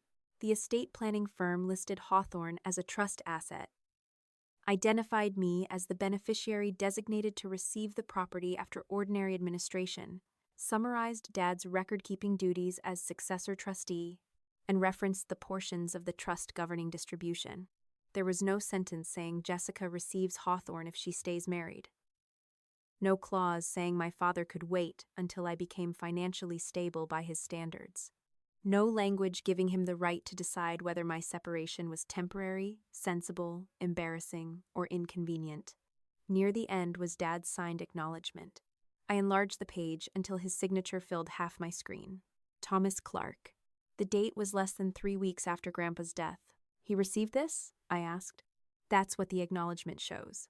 And this wasn't advice he could say he misunderstood. The document summarizes the administrative terms he was being asked to carry out. It isn't a private email where someone gave him an opinion. More importantly, the underlying trust language controls. This simply makes it difficult for him to claim nobody ever told him what the documents required. I leaned back and stared at the ceiling. For days I had been waiting for a dramatic sentence that would make everything obvious. Instead, the most damaging thing I had seen so far was a routine checklist with my father's signature at the bottom. "What about the timing?" I asked. "That's where we need to be fair." She walked me through it again, this time with dates. Grandpa died in late spring, more than 2 years before my current housing crisis. For the first several months, Dad had legitimate work to do. There were final expenses, tax filings, valuation issues, insurance, maintenance, and the ordinary process of identifying what the trust held. Nothing in those first months, by itself, proved anything sinister. I opened the timeline spreadsheet I had been building. Then what happens? That's the question. After those initial months, I don't see a corresponding legal obstacle that explains why Hawthorne remained undistributed for the next year and a half. No title dispute, no tax lien, no beneficiary contest, no mortgage problem, no pending sale, no creditor issue involving the property. So the delay became a choice. Potentially. I still want the full accounting before I characterize it. I nodded, even though she could not see me. There was something strangely relieving about separating the timeline into pieces. Dad had not spent 2.5 years executing one master plan to trap me in my marriage. That would have been easier to hate but harder to believe. The truth looked more human. At first, he had administered the trust. Then he had kept Hawthorne under his control longer than necessary because he believed he knew better than I did what should happen with a family asset. Then I left Daniel. And after that, the records changed. The maintenance documents were in the second folder. Most were ordinary: furnace inspection, landscaping, insurance renewal, roof work.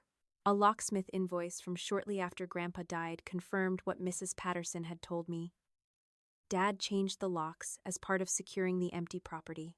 That fact no longer bothered me. It made sense. What came later did not. About 6 weeks after I left Daniel, Dad emailed the company that handled routine maintenance at Hawthorne. The message was short: "Do not provide Jessica Clark or anyone acting for her access to the property without my written approval while family arrangements are unsettled." The vendor replied that the instruction had been added to the file. I read it once, then again, then I checked the date. 6 weeks after I left Daniel. Months before Grandma discovered Mia and me in the shelter. Months before I knew Hawthorne had been intended for me. I called the attorney back. He specifically named me. Yes, I didn't even know I had a right to the house. I understand. Then why was he making sure nobody gave me access? That's a question for him eventually. I hated the word eventually. I wanted an answer now. But the email itself already answered one part. Dad had not merely continued an old administrative delay. After my separation, he had made a new decision about access, and he tied that decision to family arrangements. Not taxes, not title, not repairs, family arrangements. I copied the phrase into my timeline. Then I added a note beside it. Separation changed his behavior. That was the moment the story in my head finally rearranged itself. For a while, I had been tempted to tell myself Dad began withholding Hawthorne because I left Daniel. The dates did not support that. Hawthorne had already remained in the trust long before my marriage collapsed. The truth was worse in a quieter way. Dad had already believed he was entitled to decide when I was ready. My separation simply gave him a reason he considered important enough to tighten his grip. That distinction mattered because it explained why he never saw himself as dishonest. He saw himself as responsible. I was the child. He was the adult. Even when I was 39.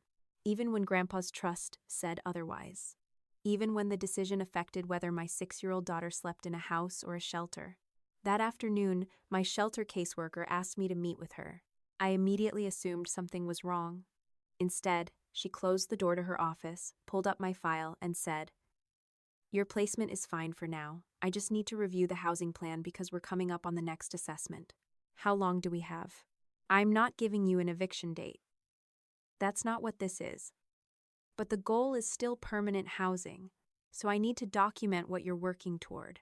I told her about the apartment applications. I did not tell her my grandfather left me a house. Not because I was hiding assets.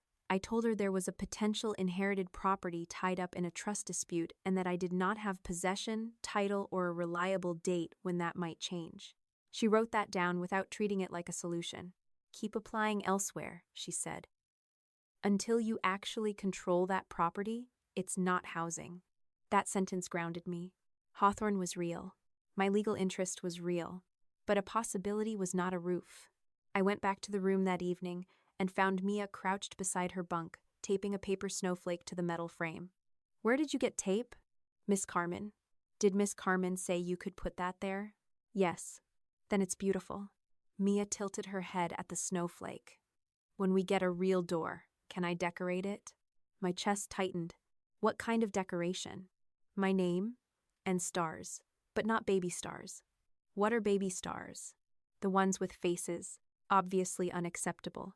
She smiled and returned to her work. I sat beside her. I could have told her about Hawthorne then. I could have promised her a bedroom, a yard, a door with her name on it. I wanted to. Every part of me wanted to replace uncertainty with something beautiful. But I did not control Hawthorne yet.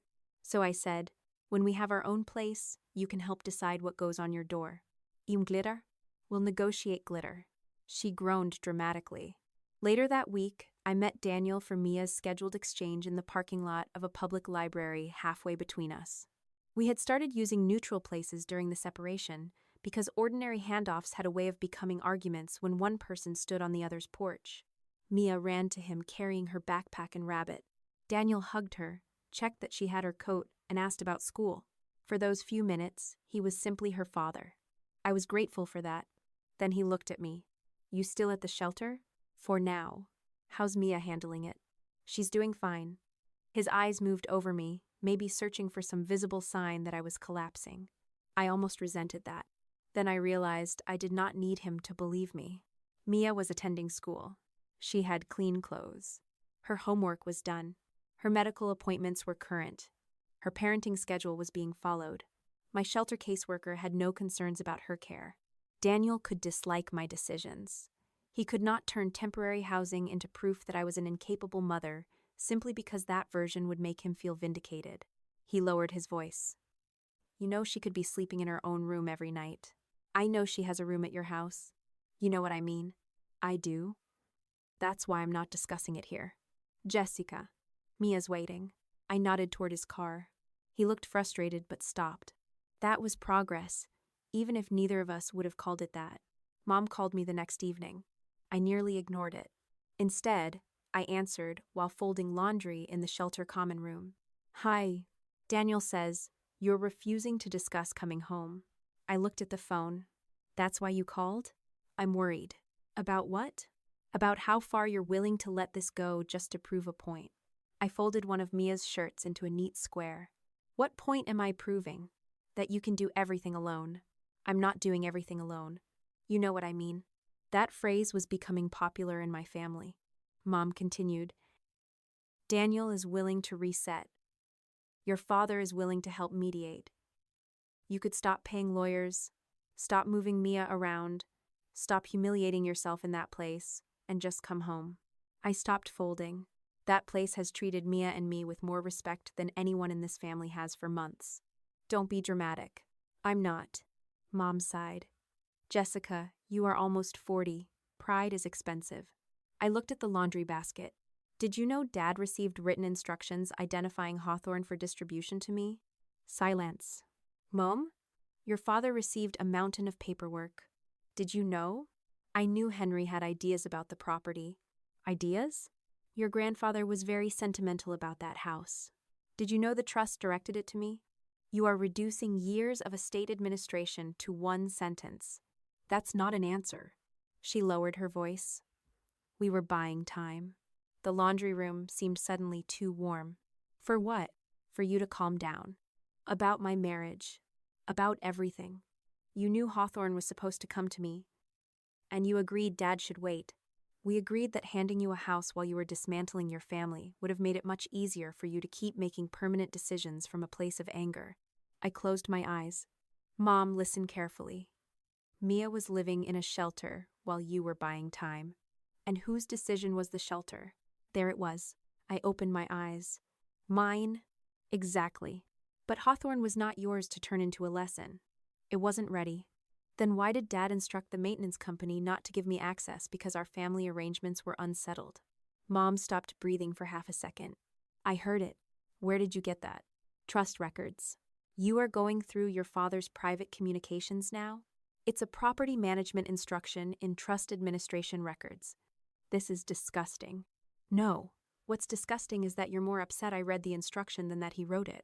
You have twisted every attempt to help you into an attack. Help doesn't require obedience. Oh, please. And Mia is not leverage. I never said she was. You don't have to. Every time you mention her, the sentence ends with Daniel. Mom's voice hardened. Because Daniel is her father. And that does not make him my husband forever. You're determined to misunderstand me. No, I'm finally refusing to let you change the subject. I picked up the basket. If you want to talk about Mia, you can ask how she is. If you want to talk about Hawthorne, my lawyer is requesting the records. If you want to tell me to go back to Daniel, I'm ending the call. Jessica, don't you dare hang up on me. I love you, Mom. Then I ended the call. My hands were trembling. I stood there for several seconds looking at the phone. Months earlier, I would have called back. Not because I changed my mind.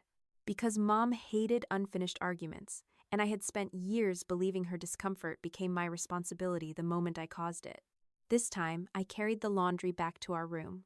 The next morning, my attorney sent a formal demand for the complete trust accounting, the distribution history, all non-privileged records concerning Hawthorne maintenance and access, and an explanation of trustee compensation connected to the property. Dad did not call me. A lawyer called mine. That was the first time Thomas Clark stopped speaking to me as a father who expected obedience and started responding through counsel as a trustee whose decisions might have to be explained. I felt no satisfaction. Not yet. What I felt was relief. We finally had rules. 2 weeks later, the first formal partial accounting arrived. I opened it with my attorney on a video call. We went line by line. Property taxes were current. Insurance was current.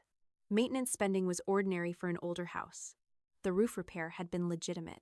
There was no massive hidden debt, no emergency tax bill, no title litigation, no creditor claim tied to Hawthorne, no structural catastrophe requiring the property to sit untouched for years. I kept waiting for the missing obstacle, the one thing that would explain why Dad had not followed the distribution terms. It never appeared. My attorney reached the final page and stopped. I still want the complete production, she said. But based on what we have so far, I don't see an administrative reason that accounts for this length of delay. I looked at the timeline on my screen. Grandpa died. Dad handled the ordinary administration. Time passed. No legal barrier appeared. Then I left Daniel. Dad tightened access. Mom admitted they were buying time. Daniel admitted my parents did not want separation made easier.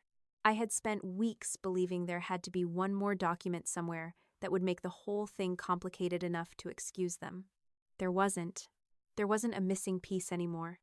There was only a decision. Once I stopped looking for one dramatic conspiracy, the pattern became easier to see. I built the timeline on a Saturday morning at a corner table in the shelter common room while Mia colored beside me. I opened a spreadsheet and entered only facts I could actually source. The date I left Daniel. The date I filed for divorce. The temporary parenting order. The week I asked Courtney if she could help me cover part of an apartment deposit. The day she refused. The date Dad instructed the Hawthorne Maintenance Company not to give me access without his approval because our family arrangements were unsettled. The day Mom told me they had been buying time. Daniel's admission that Dad had discussed Hawthorne with him after the separation. The day Mia and I entered the shelter.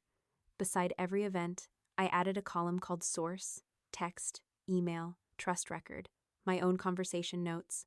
If I could not say how I knew something, it did not go on the sheet. That rule eliminated several things I had been treating like facts. I did not have proof Mom and Daniel had coordinated directly. I did not have proof Courtney knew anything about Hawthorne before the family dinner. I did not have proof Dad had started delaying the house because of my divorce, because the delay had begun long before I left Daniel. What I had was simpler and, in some ways, uglier. Dad already believed he had the right to decide when I was ready. Mom believed hardship could correct my choices. Daniel believed making separation easier would only encourage me.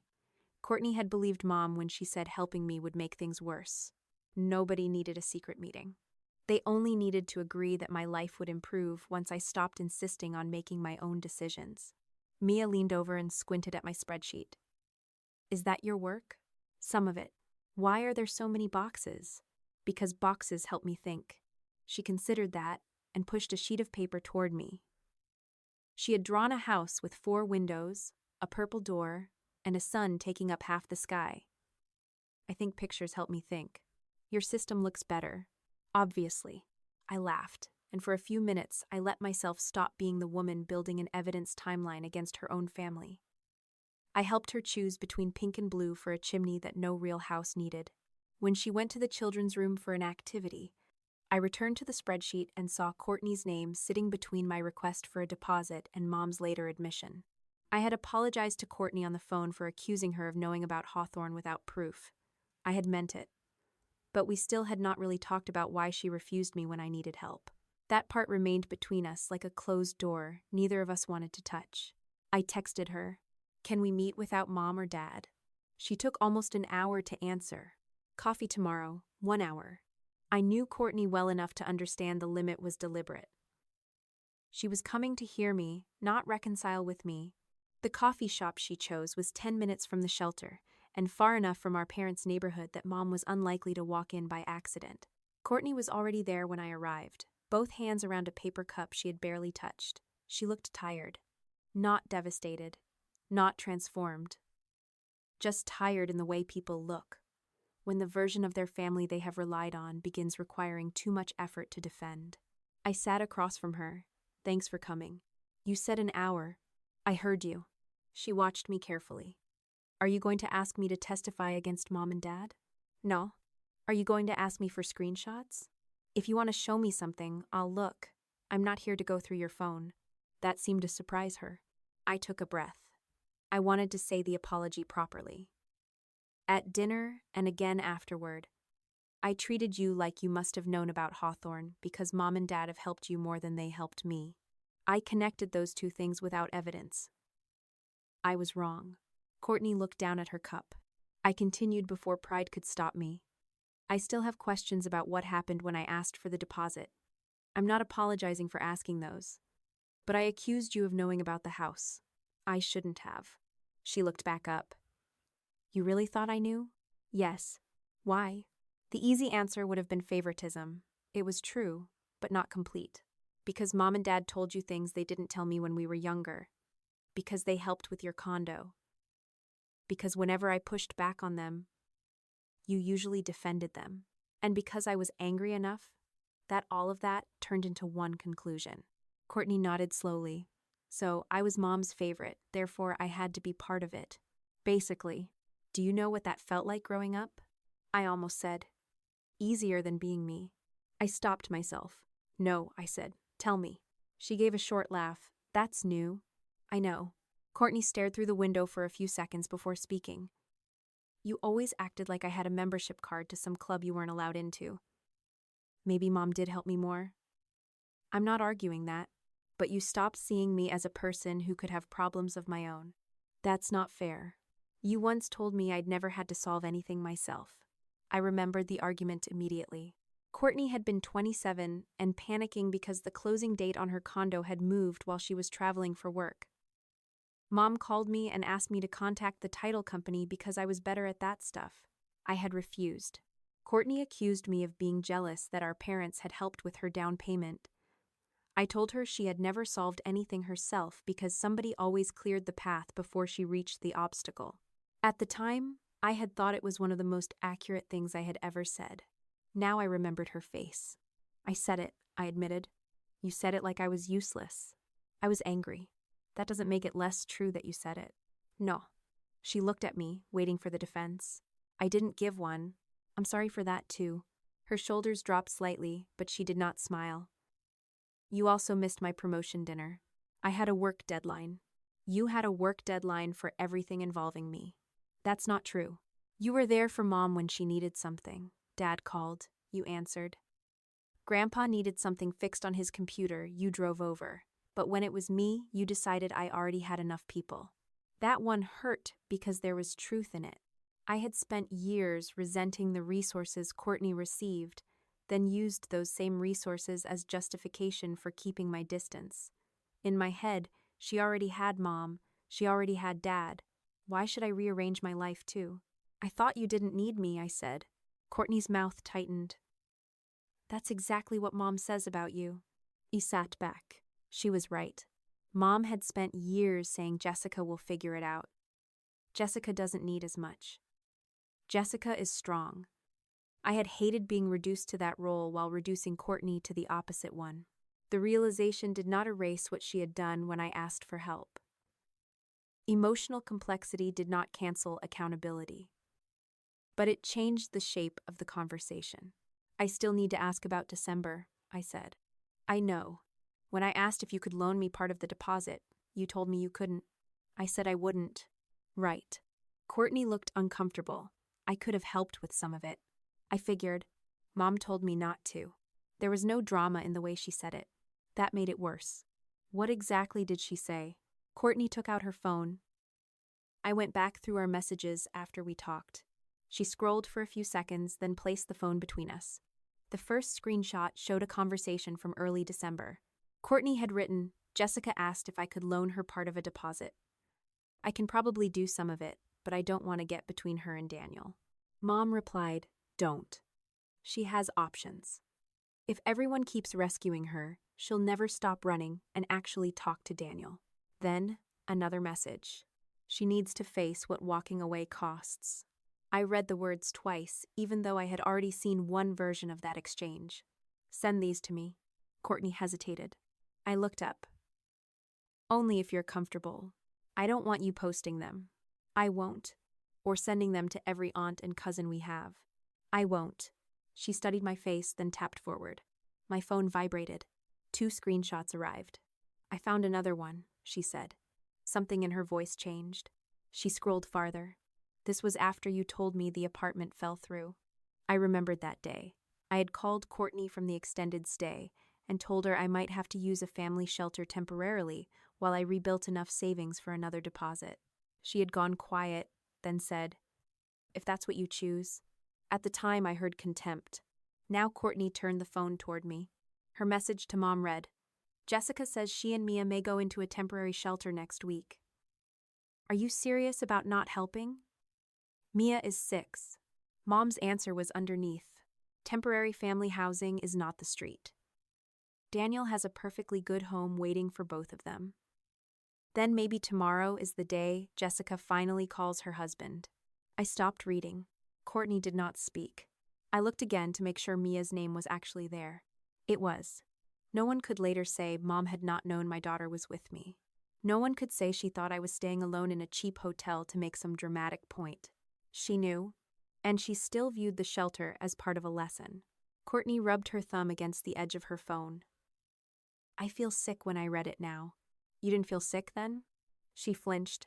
It was a cruel question. It was also one she needed to answer. I thought Mom knew more than I did, she said. She kept saying Daniel wanted you home. Dad agreed. You were angry at everyone. You wouldn't stay with Mom and Dad because they wanted you to talk to Daniel first. So I told myself you had safe choices and were refusing them. You knew Mia was going into a shelter. Yes. And you still didn't call me? No. Why? Courtney's eyes filled, but she did not cry. Because calling you meant going against Mom. And going against Mom meant becoming part of the problem. There it was. Not ignorance. Not innocence. Comfort. Courtney had not designed the pressure campaign, but she had participated because obedience was easier than uncertainty. I need you to understand something, I said. Finding out Mom manipulated you doesn't erase what you chose. I know. I am not going to tell you it's fine because she told you to do it. I didn't ask you to. Good. She looked irritated again, which oddly made me feel better. I did not want a suddenly redeemed sister agreeing with everything I said, because the plot had reached the appropriate chapter. Courtney picked up her coffee. And apologizing for accusing me of Hawthorne doesn't erase how you've treated me for years either. I know. Do you? I'm starting to. She nodded once. That was as close to peace as we got that morning. Then Courtney said, I want to call Mom. I frowned. Why? Because I want to hear her say what she meant. That's between you and her. No, I want you here. I immediately shook my head. I'm not secretly listening to a call with Mom. I'm going to tell her you're here. That was different. Courtney turned her phone over in her hands. If she knows you're listening, will you stay quiet? Unless she speaks directly to me. Can you do that? Yes. She gave me a skeptical look. That's also new. Call her before I change my mind. Courtney put the phone on the table, dialed, and switched to speaker. Mom answered on the fourth ring. Hi, honey. Mom, Jessica is here with me. You're on speaker. Silence. Then Mom said, Why? Because I need to ask you something and I don't want anyone telling us later that somebody misunderstood. I almost smiled despite the situation. That sounded like something I would say. Mom's voice cooled. Fine. Courtney glanced at me, then looked at the phone. Did you know Mia was going into the shelter when you told me not to help Jessica with the deposit? Mom exhaled sharply. We've already discussed this. No. You've told me Jessica had other options. I'm asking whether you knew Mia was going with her. Of course I knew Mia was with her mother. Courtney's jaw tightened. So yes, it was temporary family housing, Courtney. Stop saying shelter like your sister was sleeping under a bridge. I felt heat rise in my face. Courtney kept going. Why did that make it okay? Because Jessica had a home. Daniel's home. Her husband's home. She had filed for divorce. And people reconcile after filing for divorce every day. Courtney looked at me, then back toward the phone. You told me not to give her money because you wanted her to go back. I told you not to subsidize decisions that were hurting everyone. Mia too? Mom paused. You are being manipulated, she said. By Jessica? By this whole ridiculous campaign. Lawyers, screenshots, trust records, everything has become evidence now. Courtney's voice sharpened. I'm asking about something that happened before Jessica knew about Hawthorne. Another pause. Finally, Mom said, we needed Jessica to stop leaving easy. The coffee shop noise seemed to disappear. Courtney stared at the phone. I stared at Courtney. Mom continued, apparently believing explanation would soften the sentence. Every time she hit a difficult point, someone stepped in. A motel. A friend. You offering a deposit. Lawyers telling her she could formalize everything. At some point, she needed to experience what she was choosing. I could not stay silent. You mean consequences. Mom's tone changed immediately. I thought Courtney said you were staying quiet. You brought me into the sentence. Of course, you would hear only the harshest interpretation. No. I'm hearing your actual words. You chose to leave a stable marriage. I chose to leave Daniel. You chose to put Mia through instability. Dad controlled a house Grandpa intended for me, while you encouraged everyone not to help me reach independent housing. Hawthorne was your father's responsibility. The phrase landed differently. Courtney looked up sharply. What did you say? She asked. Mom hesitated. I said Thomas was responsible for handling Henry's trust. No. You said Hawthorne was Dad's responsibility. It was. Courtney leaned closer to the phone. How long have you been calling it that? Mom's patience snapped. I am not participating in an interrogation conducted by my daughters in a coffee shop. No one is interrogating you, Courtney said. I'm asking why you knew about a house Grandpa meant for Jessica and still told me to let her go into a shelter. Because the house was not hers, to simply move into whenever she wanted. According to who? According to the person responsible for the trust. Dad? Yes. Courtney looked at me. Mom continued. Your father was trying to protect the property, Jessica's future, and frankly all of us from a decision she might regret. I kept my voice quiet. And you were trying to make me regret leaving before I had the chance to see whether I actually did. You already know what I think. Ida now. Courtney ended the call before Mom could say anything else. For a while, neither of us spoke.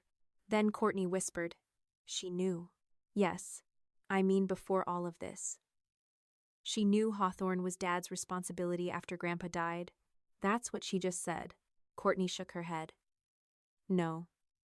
I remember her saying that years ago." I waited. "It was after Grandpa died. Maybe when Grandma was moving? Mom was complaining that Dad had too much to manage. She said Hawthorne was one of your father's responsibilities now. I didn't think anything of it because I assumed it was just estate stuff. That doesn't prove she knew the distribution terms." "I know. The fact that Courtney added that mattered. A week earlier, she might have turned one remembered sentence into a conclusion because it supported the side she wanted. Now she was doing what I had forced myself to do. Separate fact from inference." I reached across the table and closed my spreadsheet. "You're not responsible for what Mom and Dad did with Hawthorne." Courtney looked at me carefully. I continued, "You are responsible for choosing not to call me when you knew Mia and I were going into a shelter." "I know. And I was wrong to decide you were part of the house secret before I had evidence." "I know that too." There was almost a smile at the corner of her mouth. Almost. We left the coffee shop separately. Nothing about our relationship was fixed. Courtney had not become my ally overnight. I had not forgotten the deposit. She had not forgotten years of being treated like the spoiled younger sister in every argument I replayed in my head. But something important had changed. For the first time, Courtney and I were talking directly instead of accepting whatever Mom said the other one meant. That afternoon, I added the screenshots to my evidence folder and updated the timeline. I did not write Laura orchestrated a conspiracy. I wrote exactly what the messages showed. Laura discouraged Courtney from helping with deposit. Laura knew Mia would enter temporary family housing. Laura described hardship as a consequence Jessica needed to experience. Laura said they needed Jessica to stop making leaving easy. 4 facts. 1 pattern. Dad controlled the door. Daniel waited for me to come back through the door he preferred. Mom tried to make every other door harder to reach. Courtney had helped her do it because compliance felt safer than asking whether Mom was wrong. My phone rang while I was finishing the last line. "Grandma Evelyn." I answered. "Hi, Grandma." Her voice sounded strange. Breathless, but not frightened. "Jessica, I found it." I sat up. "Found what?" "The other paper Henry made me keep. The one that wasn't in the folder." My eyes moved automatically to the note I had typed on the first day. "Separate personal instruction letter. Duplicate retained by Evelyn." Grandma continued. "It was inside one of the boxes from the old house. Your grandfather put it in an envelope with your name on the back." I closed the laptop. "Don't read it over the phone." "I wasn't going to. I'm coming over." Grandma was quiet for a moment. Then she said, "Jessica, there is something in this letter about why Henry chose Hawthorne for you." I stood so quickly my chair rolled backward. "Don't tell me yet." "All right. I want to see it." "I think you should." I grabbed my coat and the old brass key from the small pouch in my bag where I had been carrying it since the first night. For weeks, I had been asking why my parents kept Hawthorne from me. On the drive to Grandma's apartment, I realized I was finally about to learn why my grandfather had given it to me in the first place. Grandma Evelyn had the envelope on the kitchen table when I arrived. It was cream-colored, yellowed slightly at the edges, with my name written on the back in Grandpa Henry's blocky handwriting. Beside it sat an old brown suitcase I recognized before I understood why. The leather was cracked near one corner, and one brass latch had been replaced with something cheaper. I had seen that suitcase when I was a child, though I had not thought about it in more than 20 years. Grandma saw me looking at it. "That's part of what I need to tell you before you read Henry's letter." I took off my coat but did not sit down immediately. "Why is Mom's old suitcase here?" "It was mine first. I gave it to Laura when you girls were little. She gave it back years later when she bought a new set." A memory surfaced before Grandma said anything else. I was maybe 8 or 9, standing in the hallway outside my parents' bedroom because I had gotten up for water. The suitcase had been open at the foot of Mom's bed. Clothes were folded inside, not vacation clothes exactly, just ordinary things. A sweater, jeans, a pair of shoes. Dad was downstairs. Mom was sitting on the edge of the bed with her hands pressed between her knees. By breakfast the next morning, the suitcase was gone. I had assumed they were planning a trip. They never took one. Grandma pulled out the chair across from her. Sit down. I did. For a few seconds, she just looked at her hands. Your mother and father had a difficult period when you were young. Every marriage does. Don't defend them for me. I wasn't. You were. That sounded like Grandpa, and I almost smiled. Grandma continued. Thomas wasn't Daniel. I don't want you walking away from this conversation believing I'm saying they were the same man. But your father has always believed that if he is responsible for something, he should also be the one making the decisions. That part I recognize. It was worse when he was younger. I looked at the suitcase again. What happened? Laura wanted to leave for a while. The words landed strangely. Mom, who had spent the last 8 months treating separation like a moral failure, had once packed a suitcase. Grandma told me what she knew, and, just as importantly, what she did not. Dad had controlled most of the major financial decisions. He decided when they could afford things, which house they bought, when Mom should go back to work after Courtney was born, how much money belonged in savings, even which problems were serious enough to discuss outside the family.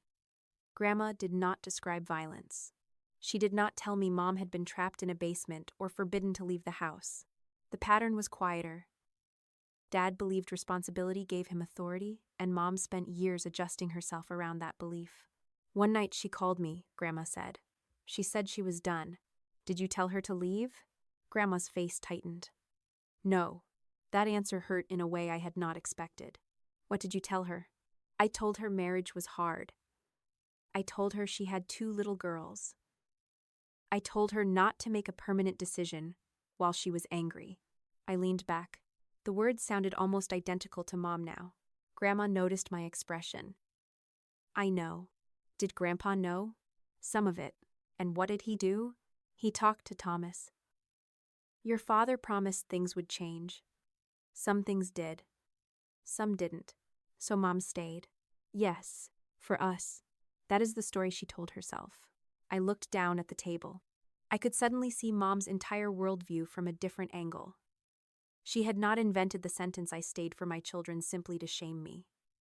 She had built her identity around it. Staying had become evidence that she was strong, loyal, responsible, mature. If I left Daniel and eventually built a stable life anyway, then my choice did not merely disagree with hers. It threatened the meaning she had assigned to decades of her own life. That explained something. It excused nothing. Mia was still in a shelter, I said. Grandma nodded. Yes. Mom's past doesn't make that less true. No. She knew what that felt like and still decided I needed to feel it harder. Grandma closed her eyes briefly. Yes. I stared at the suitcase. That's worse. In some ways, I hated that understanding someone could make their choices feel more painful rather than less. It would have been easier if Mom were simply cruel. Cruelty was simple. What I was beginning to see was a woman who had survived one version of control, renamed her survival virtue, and then demanded that her daughter make the same bargain so the old story would keep making sense. Grandma reached across the table and touched the envelope but did not open it. There's another thing you need to understand before you read this. Grandpa knew. Not everything, but enough. I looked up. She nodded toward the envelope. Henry noticed more than he said. That did not surprise me. Grandpa had always been quiet in rooms where Dad was loud. He had a way of watching conversations as if he were waiting to see where the weak joint in a structure might be. Grandma sighed. Your grandfather thought paperwork could solve what none of us had the courage to say out loud. The sentence sat between us. What does that mean? It means he saw Thomas's need to decide for everyone. He saw some things in your marriage, too. Instead of sitting you down and asking you the hard questions, he tried to protect you in a document. I felt anger rise again, but it was different this time. Why didn't he tell me? I asked myself that after I found the letter. And?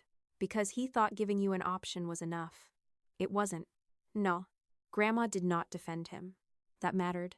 For weeks, Grandpa had been turning into a kind of saint in my head.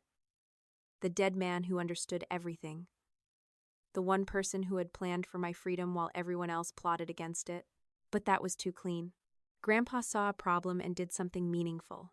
He also avoided saying the thing I might have needed to hear while he was alive. You are allowed to leave. You are allowed to own something no one else controls. You do not have to earn the right to choose your own life. Instead, he wrote instructions and trusted Dad to carry them out. It had been a loving plan.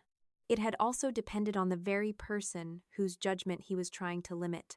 Grandma pushed the envelope toward me. I opened it carefully. Inside were 4 typed pages and 1 shorter handwritten note. The typed letter was addressed to Dad by name. It was not formatted like a legal amendment. There were no notarization stamps, no witness lines, no attempt to disguise it as something binding. Grandpa had written it as a personal instruction to accompany the trust documents. The first page discussed Hawthorne. He wrote that the house was to pass for my benefit alone, and that Daniel should not be added to the deed simply because we were married. He specifically said the distribution should not depend on whether my marriage remained intact. He did not insult Daniel. He did not call him abusive. He did not accuse Dad of being controlling. That restraint somehow made the letter more credible. Then I reached the paragraph Grandma had warned me about. Grandpa described a family dinner from several years earlier. I remembered it immediately. I had been considering a professional certification that would have required 6 months of evening classes. I mentioned it over dinner because the company I worked for would reimburse part of the tuition. Before I could finish explaining, Daniel answered for me. We decided it isn't worth the money right now. At the time, I had laughed. I could still remember that. I laughed because correcting my husband in front of my family felt more embarrassing than letting him speak for me. Grandpa had noticed. His letter said that after dinner he asked me privately whether I still wanted to take the course. I told him it did not matter because Daniel handled the finances and we had other priorities. I had forgotten that conversation. Grandpa had not. A few paragraphs later, he wrote that marriage did not eliminate the value of independent security. He said Hawthorne was not intended as a reward for divorce or a judgment against Daniel. It was simply meant to be mine. Then I read the sentence that made me stop. Jessica should always have one door. No husband, parent, or bank can close on her. I put the pages down. Grandma waited. I read the sentence again.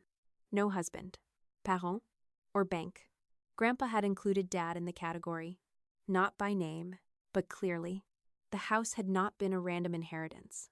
It had been designed as an exit, not necessarily from Daniel, from dependence. From any situation in which someone else's approval became the price of having somewhere safe to go. My eyes burned. I hated crying when I was angry because people had used tears against me my entire life. Mom called them proof I was overwhelmed. Dad called them proof I needed time before making decisions. Daniel called them proof we should pause until I was rational again. So I let myself cry anyway. Not because Grandpa had saved me. He hadn't. I had spent more than a week in a shelter. I had drained savings. I had begged my sister for help. I had listened to my mother tell me hardship was good for me.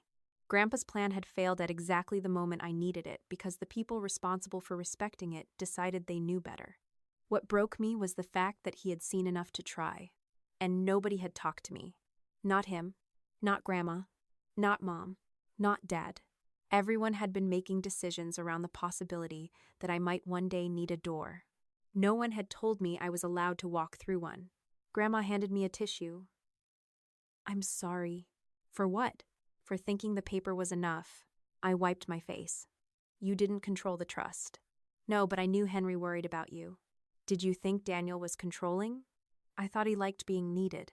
That was a careful answer. I respected it, Grandma continued. And I thought you were strong enough to say something if you were unhappy. I laughed once, without humor. Everyone thought I was strong enough not to need help. Yes, that gets convenient after a while. It does. I looked back at the letter. Did Dad get a copy of this? He was supposed to. Supposed to isn't proof. Grandma nodded. Then get proof. That was the difference between her and Mom in one sentence. Grandma had an opinion. She still let me decide what came next. I photographed every page of the letter, including the envelope and the handwritten note. Then I called my trust attorney and told her exactly what Grandma had found. She was careful immediately. This letter does not create your property rights, she said after reviewing the scans. I know. The trust instrument does. I know. This may help establish context and your grandfather's intent. but I do not want you treating it as a legal shortcut. I'm not. Good.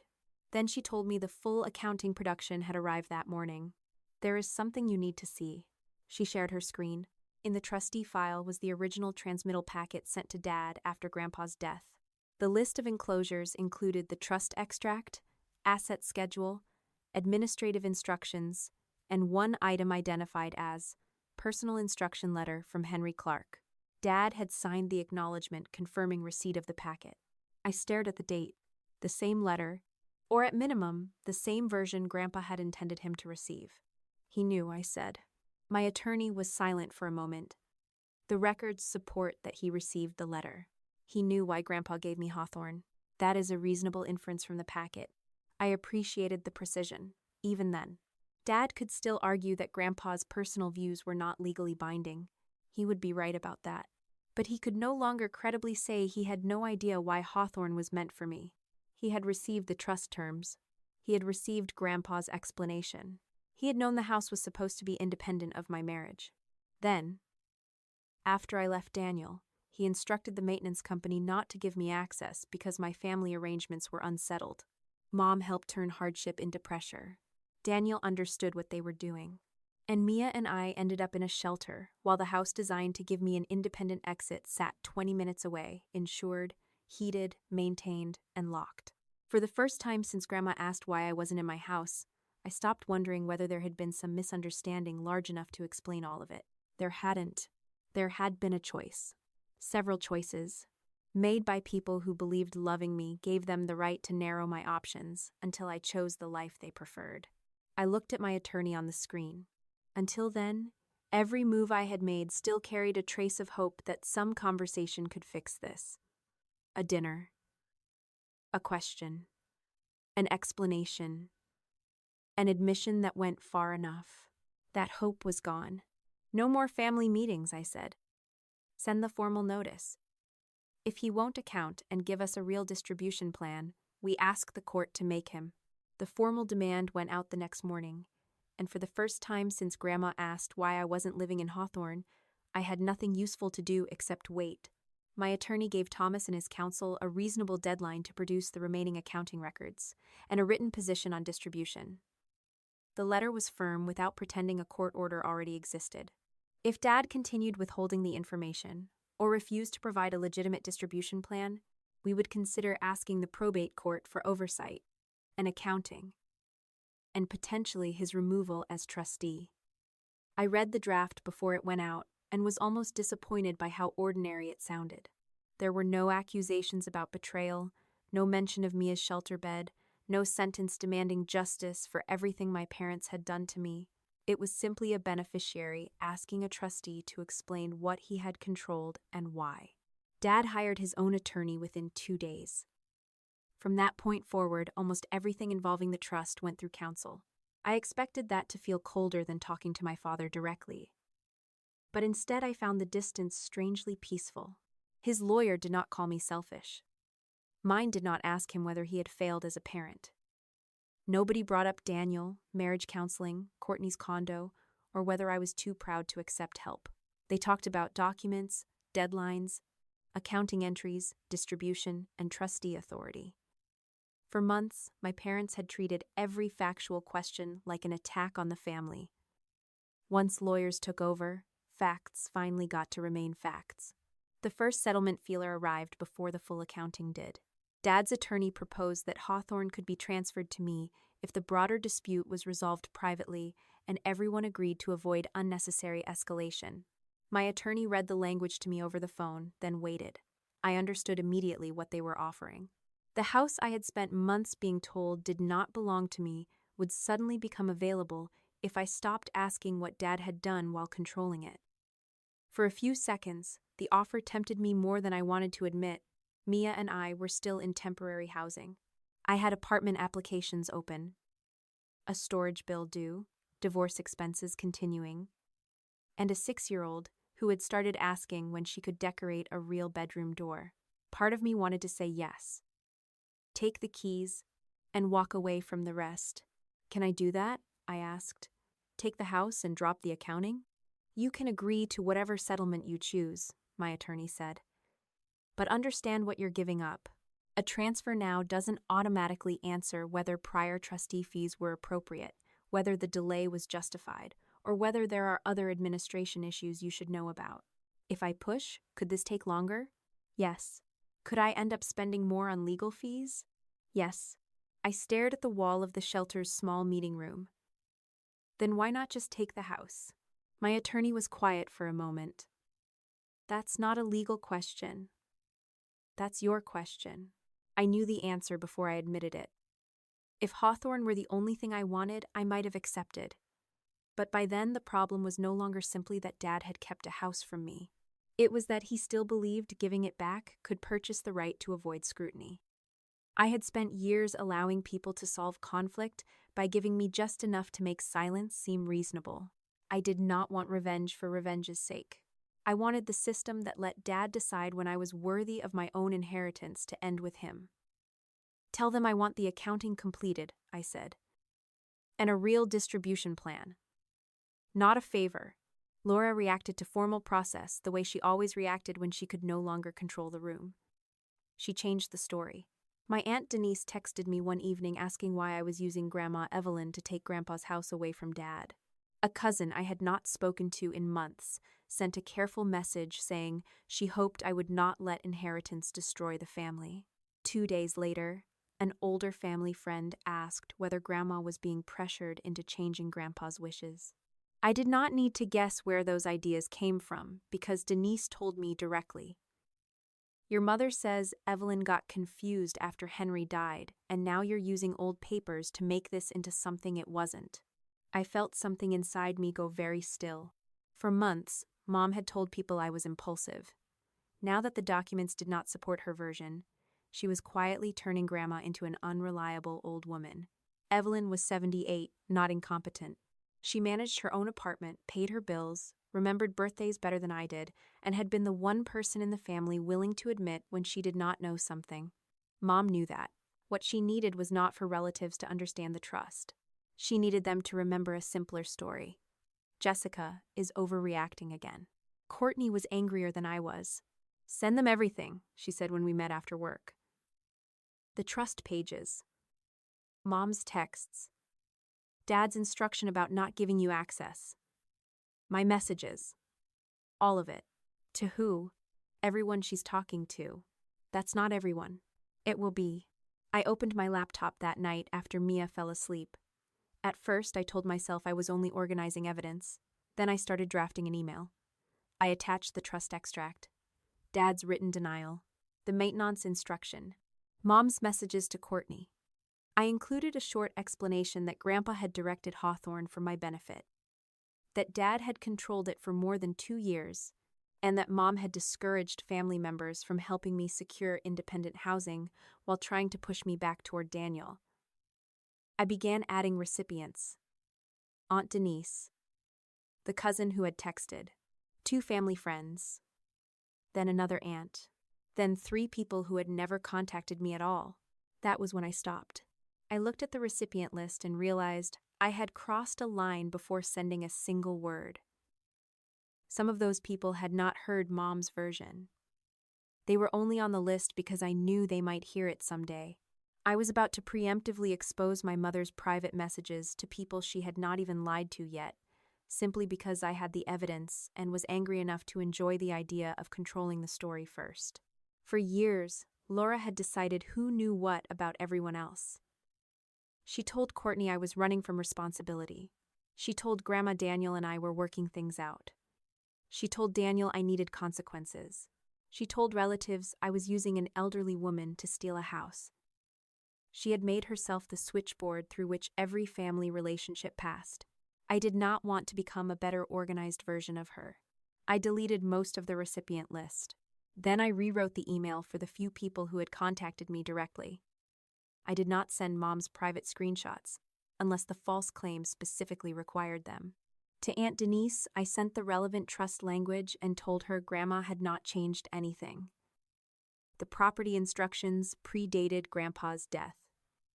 To the cousin worried about inheritance destroying the family, I said there was an active trust administration dispute being handled through attorneys and I would not discuss private family details.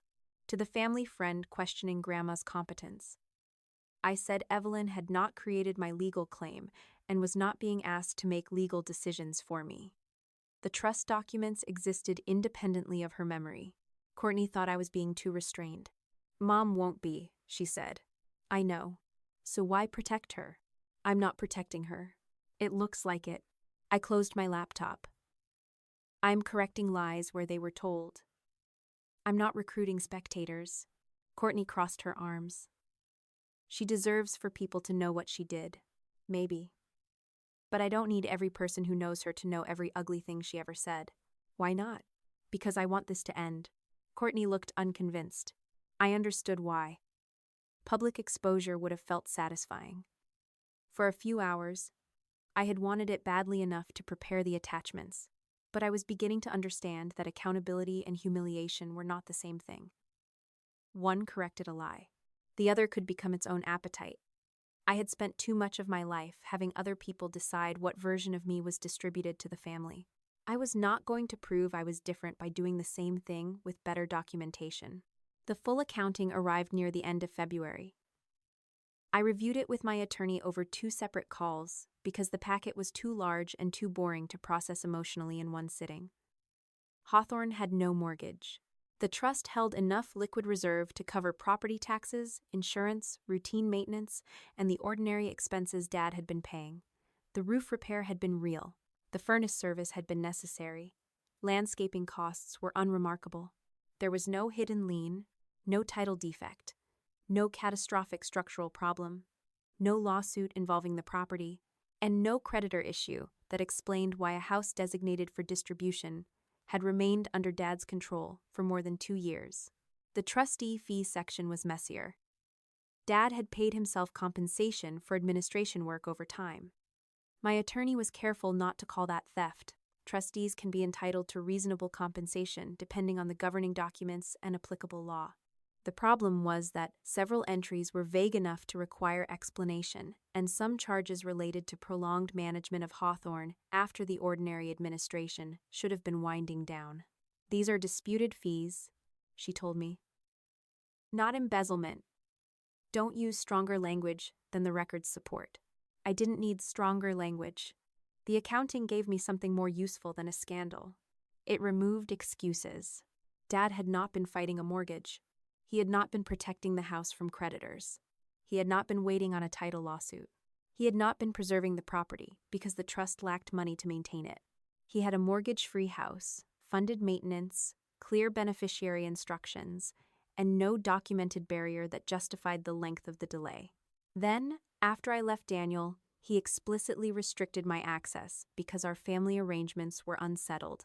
My attorney told me the combination gave us leverage to push harder for distribution, a final accounting review, and Thomas's resignation if settlement discussions continued.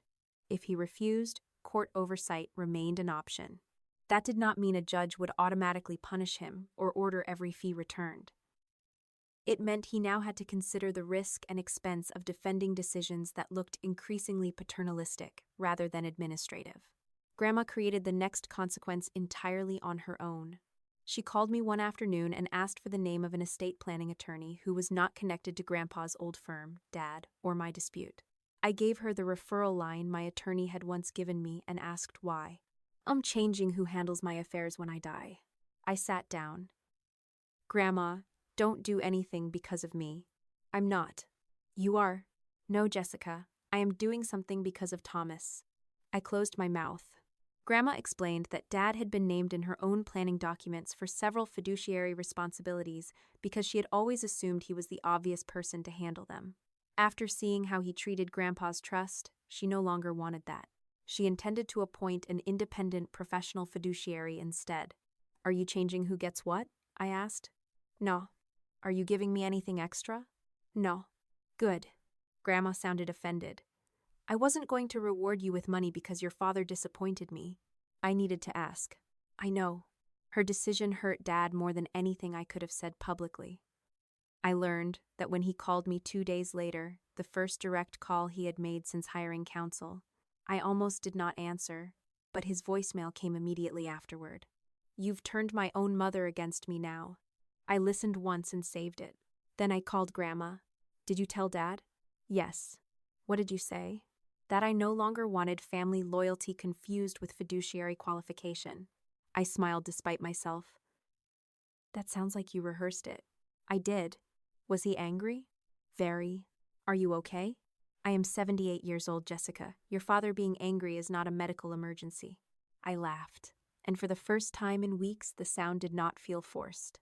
Dad had spent most of his adult life assuming competence and authority were the same thing.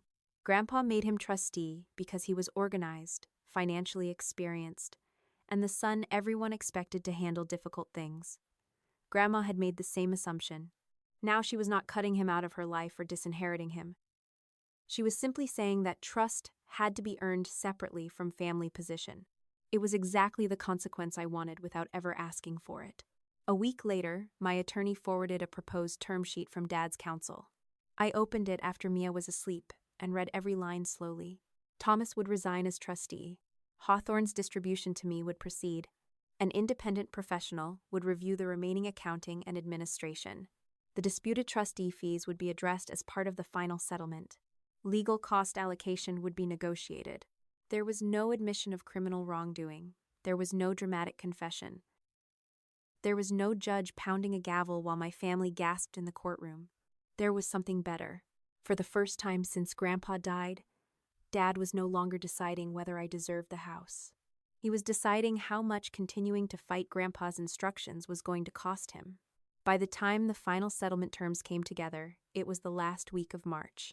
Almost 2 months had passed since Grandma first asked why Mia and I were not living in Hawthorne, and the legal process had done what family arguments never could. It forced everyone to separate what they felt entitled to from what the documents actually allowed. Dad's attorney and mine went back and forth over accounting language, trustee compensation, legal costs, and the order in which control of the trust would be handed over. Nobody won every point. That was what made it believable to me. There was no courtroom scene where a judge listened to 10 minutes of my family history and immediately handed me a deed. There were emails, revised drafts, phone conferences, document requests, and several mornings when I wanted to throw my laptop across the room because one paragraph could consume 3 days of negotiation. The final agreement was simpler than the path that produced it. Dad would resign as trustee. An independent professional fiduciary would complete the remaining accounting and administration. The disputed portions of Dad's trustee compensation would be adjusted as part of the settlement rather than turned into accusations of theft that the records did not support. Some of the legal costs created by the dispute would be addressed in the final allocation. Most importantly, Hawthorne would be distributed according to Grandpa's trust without any condition involving Daniel, my divorce, my finances, or whether my parents considered me stable enough. My attorney sent me the final version and told me not to skim it because I was tired of reading legal documents. I wasn't going to. You've said that before. Do you say this to every client? Only the ones who start emails with, I read it quickly. I printed the settlement at work and read it line by line during lunch. I checked names, parcel references, deadlines, resignation language, accounting obligations, and the clause governing the property transfer.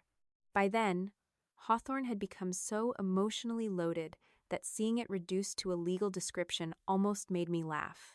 Months of fear, a shelter bed, a broken wine glass, my mother's lectures about marriage, and my father's certainty that he knew what I needed had all collapsed into pages defining who had authority over one piece of real estate.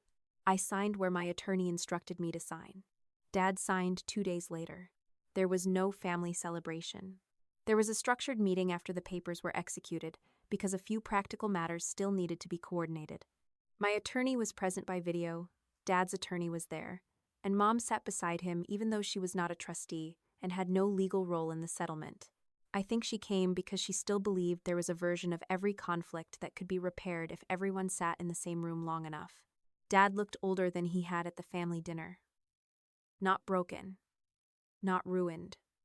Just tired and angry, in a way that no longer had anywhere useful to go. His attorney reviewed the steps.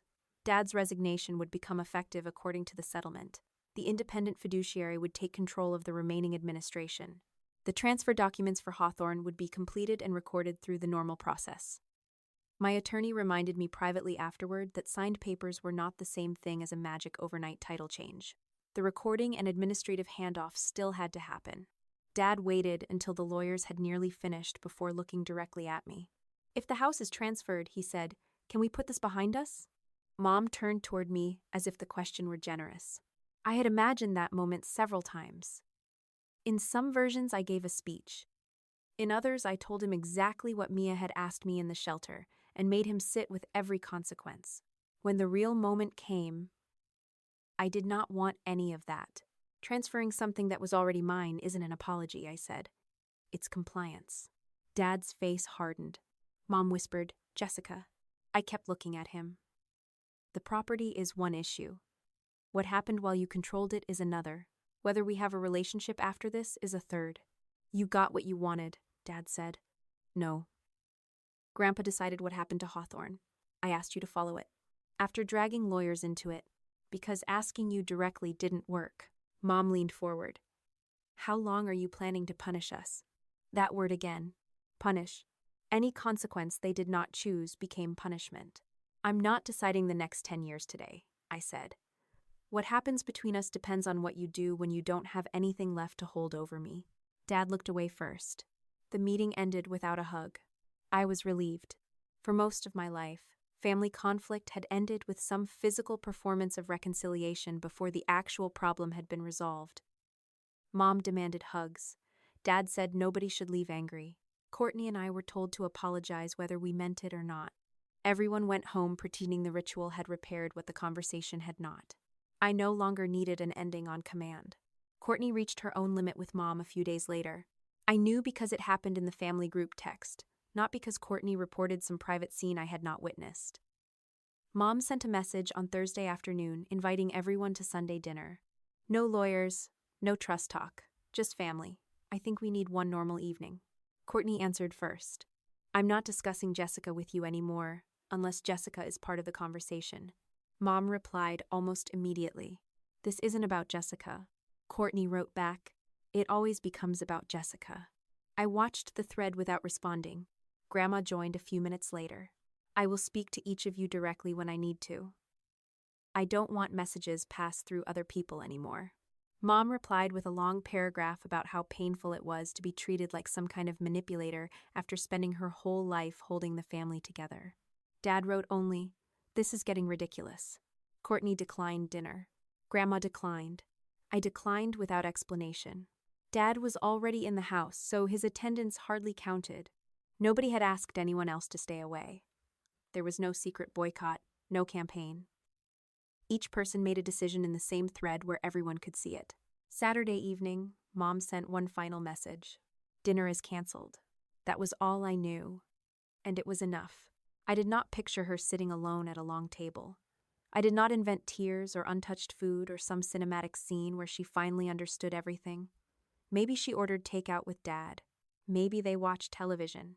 Maybe they spent the entire evening complaining about me. The consequence was not loneliness for one Sunday. It was that Mom no longer controlled how the rest of us spoke to one another. Courtney called me directly now. Grandma called me directly. When Aunt Denise had a question, she asked me instead of calling Mom to find out what I supposedly meant. Laura Clark had spent years being the person who translated everyone else's feelings. Losing that role did not require me to humiliate her. It only required the rest of us to stop handing it to her. Daniel's part of the fallout was quieter. My divorce attorney was careful not to treat Hawthorne as a weapon in our parenting case. The fact that my father had mishandled a trust did not make Daniel an unfit father. The fact that Daniel had supported pressure for me to return to the marriage did not erase his relationship with Mia. Our temporary parenting schedule remained in place while the divorce moved toward its final stages. What changed was the structure. My attorney recommended that communication about Mia move on to a parenting application, so scheduling, school information, medical issues, and exchanges stayed in one documented place. Daniel resisted at first. "This is ridiculous," he told me during a scheduled phone call with our attorneys. "We're capable of texting. We're capable of arguing by text," I said. "We don't need an app to raise our daughter. We need a channel that stays about our daughter. He sighed. Everything with you has to become formal. I had heard that sentence so many times that it no longer offended me. Formal is working. Daniel's attorney supported the change because it reduced unnecessary conflict, and eventually Daniel agreed. After that, I stopped receiving messages from Mom telling me what Daniel wanted. Daniel stopped telling me. Dad agreed with him. If he needed to change a weekend, he asked me. If Mia had a school event, I put it in the app. If we disagreed, the disagreement stayed between the two parents, responsible for resolving it. Hawthorne did not give me the right to punish Daniel. It gave him one less way to argue that I needed him in order to provide Mia a stable home. That distinction mattered. The day my attorney called to say the property transfer had been completed, I was at work reviewing staffing projections. For a moment, I thought I had misunderstood her. Completed how? The recorded documents are back. The administrative handoff is in place. Hawthorne is now yours, under the completed distribution. I stared at the spreadsheet on my monitor. Mine? Yes. What happens to the remaining accounting issues? The independent fiduciary finishes those under the settlement. Those don't prevent you from taking possession now. I thanked her, hung up, and sat there doing absolutely nothing. I had expected triumph. What I felt was fear. For weeks, Hawthorne had been the obvious answer. Get the house. Protect the house. Make Dad distribute the house. I had been so focused on establishing my right to choose that I had barely considered what I would choose once nobody could stop me. I called my attorney back. What if I don't want to live there? She paused. Then you don't. Can I sell it? Subject to the completed transfer and any ordinary legal and tax considerations, yes. Rent it? Potentially. Just leave it empty? I wouldn't recommend that financially, but it's your property. I smiled. My property. Not Grandpa's command. Not Dad's responsibility. Not Mom's tool for reconciliation. Mine. That afternoon I called Grandma. It's done. She started crying before I finished the sentence. Then, exactly as I hoped she would, she did not tell me what to do. Have you decided whether you're moving in? She asked. No. You don't have to decide tonight. You don't think Grandpa would want me to keep it? Grandma was quiet for a moment. Henry wanted you to have a choice. It would be strange if I used him to take the choice away. I swallowed hard. Thank you. Courtney reacted the same way in her own style. When I told her the transfer was complete, she said, So, are you selling it for $1 million and moving to Hawaii? It's not worth $1 million. Then this story has been a waste of everyone's time. I laughed. Then she became serious. Whatever you do, don't keep it because you think you owe Grandpa. I know. And don't sell it just because Mom will hate that. I know. Okay. That was all. Nobody told me to keep Hawthorne in the family. Nobody told me the house represented Grandpa's legacy. Nobody told me what a good daughter, good granddaughter, good mother, or good divorced woman should do.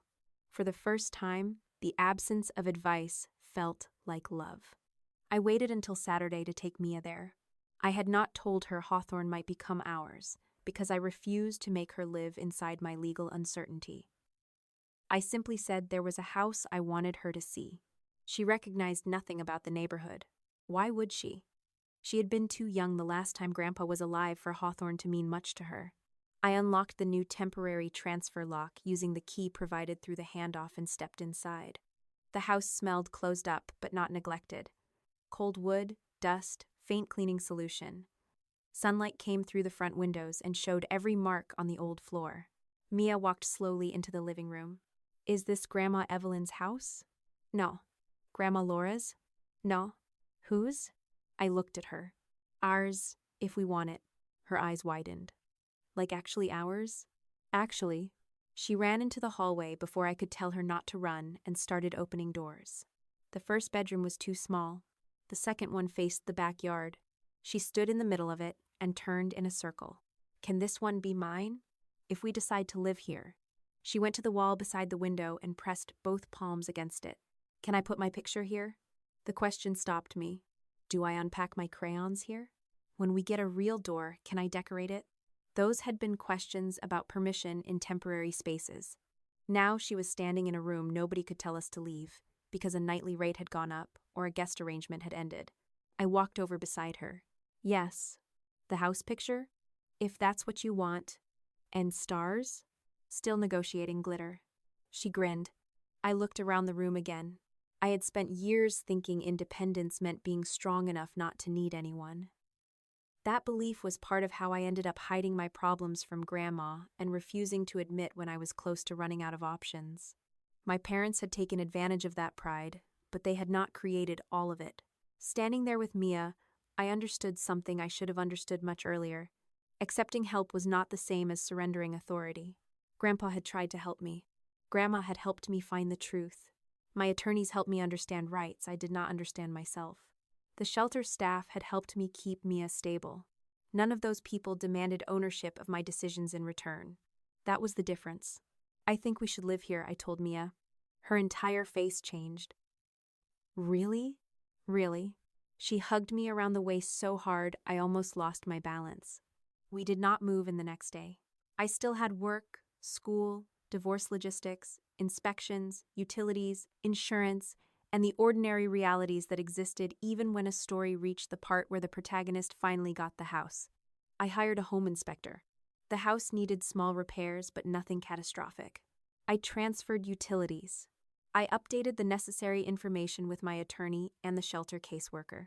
I kept Mia's school unchanged because Hawthorne was still within a manageable drive, and I did not want to disrupt the academic year. Then I hired a locksmith. He arrived on a Wednesday afternoon while I was meeting a contractor about paint. I want every exterior lock changed, I told him. Lost keys? Old management access. That was the simplest explanation. The trust records showed Dad had held a working trustee access key. Vendors had used approved access during maintenance. I had no idea how many copies had existed over the years. The locksmith replaced the front and back locks and rekeyed the side entry to the new system. When he finished, he handed me the new keys. Anything old won't work now. I looked at Grandpa's brass key on my keyring.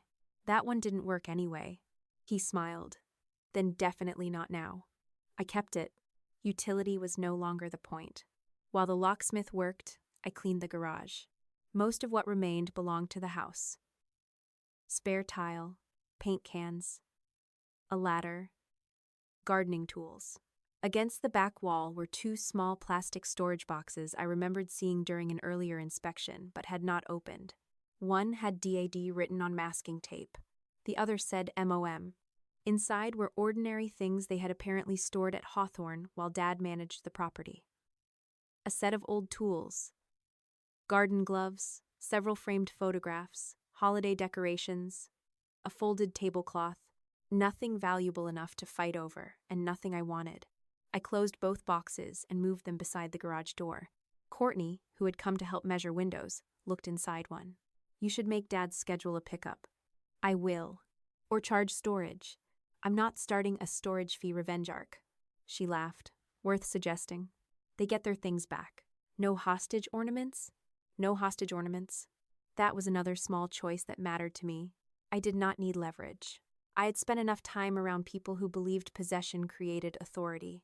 The boxes belonged to them. I would return them. The house belonged to me. I would decide who entered it. Moving day was scheduled for that Saturday. Friday night, Mia and I packed the last of our things at the shelter. Her crayons went into the same plastic box she had asked permission to unpack weeks earlier. She held up the glitter ones. These are coming. I assumed surrender was inevitable.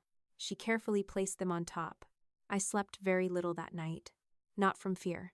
From the strange feeling of reaching something I had spent months moving toward without knowing it existed. The next morning, Courtney met us at Hawthorne with coffee and moving boxes. Grandma planned to come later. I had barely carried the first duffel bag through the front door when the doorbell camera notification appeared on my phone. A vehicle had pulled into the drive. I looked at the screen. Dad's car. Thomas stepped out first. Mom was in the passenger seat. I glanced toward the two labeled boxes waiting near the garage entrance, then down at the new key in my hand. Dad still had the key he had used as trustee. He just didn't know I had finally changed the lock. Dad got out of the car with the same purposeful stride he had used for most of my childhood whenever he believed a situation required his authority. Mom followed more slowly. looking past him toward the open garage and the boxes stacked inside. Courtney was standing in the front hallway with a tape measure around her neck and a cup of coffee in one hand. When she saw them through the window, she looked at me instead of rushing outside. That mattered. A year earlier, she would have asked what Mom wanted us to do. Now she waited to see what I wanted. "I've got it," I said. Courtney nodded. "I'm right here." I appreciated that more than an offer to fight for me would have meant. I stepped onto the porch and pulled the front door closed behind me. The new key was in my pocket. Grandpa's old brass one was inside, resting on the kitchen counter because I had not decided where to hang it yet. Dad was already halfway up the walk. "What are you doing here?" I asked. His expression tightened as though the question itself were disrespectful. "We came to talk." "You didn't call. We shouldn't need an appointment to see our daughter." Mom reached the bottom of the porch steps. "Jessica, please don't start." I looked from her to Dad. "You came to a house you no longer manage, on moving day, without asking." "That's not me starting anything." Dad glanced toward the windows. "I wanted to make sure the transfer went smoothly. The transfer is finished." "I know that. Then there's nothing for you to inspect." The word inspect irritated him. "I didn't say inspect." "You didn't have to." Mom folded her arms against the cold. The weather had warmed slightly since January, but Columbus had not yet committed to spring. The trees were still mostly bare, and the wind coming down the street carried enough chill to make her pull her coat tighter. "We brought a few things for Mia," she said. I looked toward the car. "What things?" "Some books. A lamp. Things from our house that she likes." "Did you ask me first?" Mom's face changed. "They're gifts." "Then leave them in the car for now." "Jessica, I was not trying to be cruel. I simply understood something now that I had not understood before. Small kindnesses could become entry points when the people offering them believed generosity created access." Dad stepped past Mom toward the porch. "I still have a few things in the garage," he said. "I'll get them." "I already packed them." He stopped. "They're by the garage door," I continued. "Mom's things too. I'll bring them out." Dad stared at me. "I can carry my own property." "I know." "Then open the garage. I'll bring the boxes." His mouth tightened. This is ridiculous. Maybe it was. The boxes contained garden gloves, old tools, framed pictures, Christmas decorations, and a tablecloth. Nothing dangerous. Nothing worth protecting with my life. But the objects were not the issue. The issue was that Dad still approached Hawthorne as if the only question was how far inside he intended to go. He walked past me toward the front door. I moved one step sideways. "Dad." He ignored me and reached into his coat pocket. The moment felt almost absurdly familiar. Thomas Clark had never been a man who asked permission when he believed he already possessed authority. He pulled out a silver key ring, selected a key, and inserted it into the front lock. It did not turn. He tried again. Nothing. For the first time since he arrived, Dad looked genuinely confused. He withdrew the key, examined it, and pushed it back into the lock more firmly.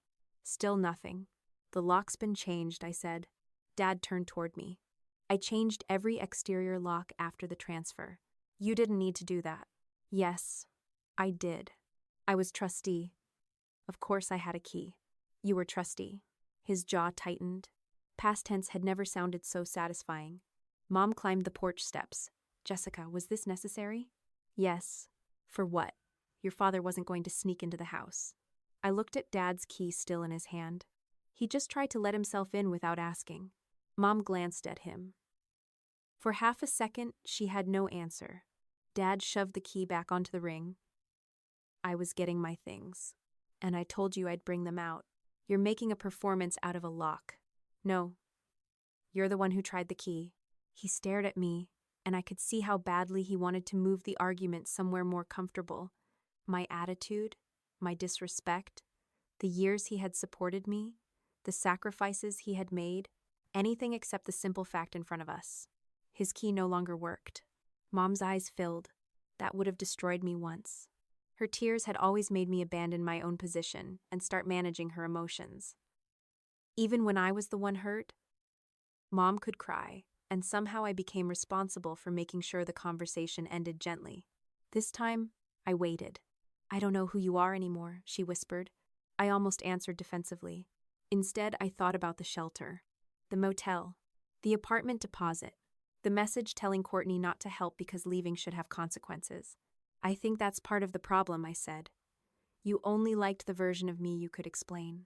Mom flinched. Dad stepped between us emotionally, even if he did not physically move.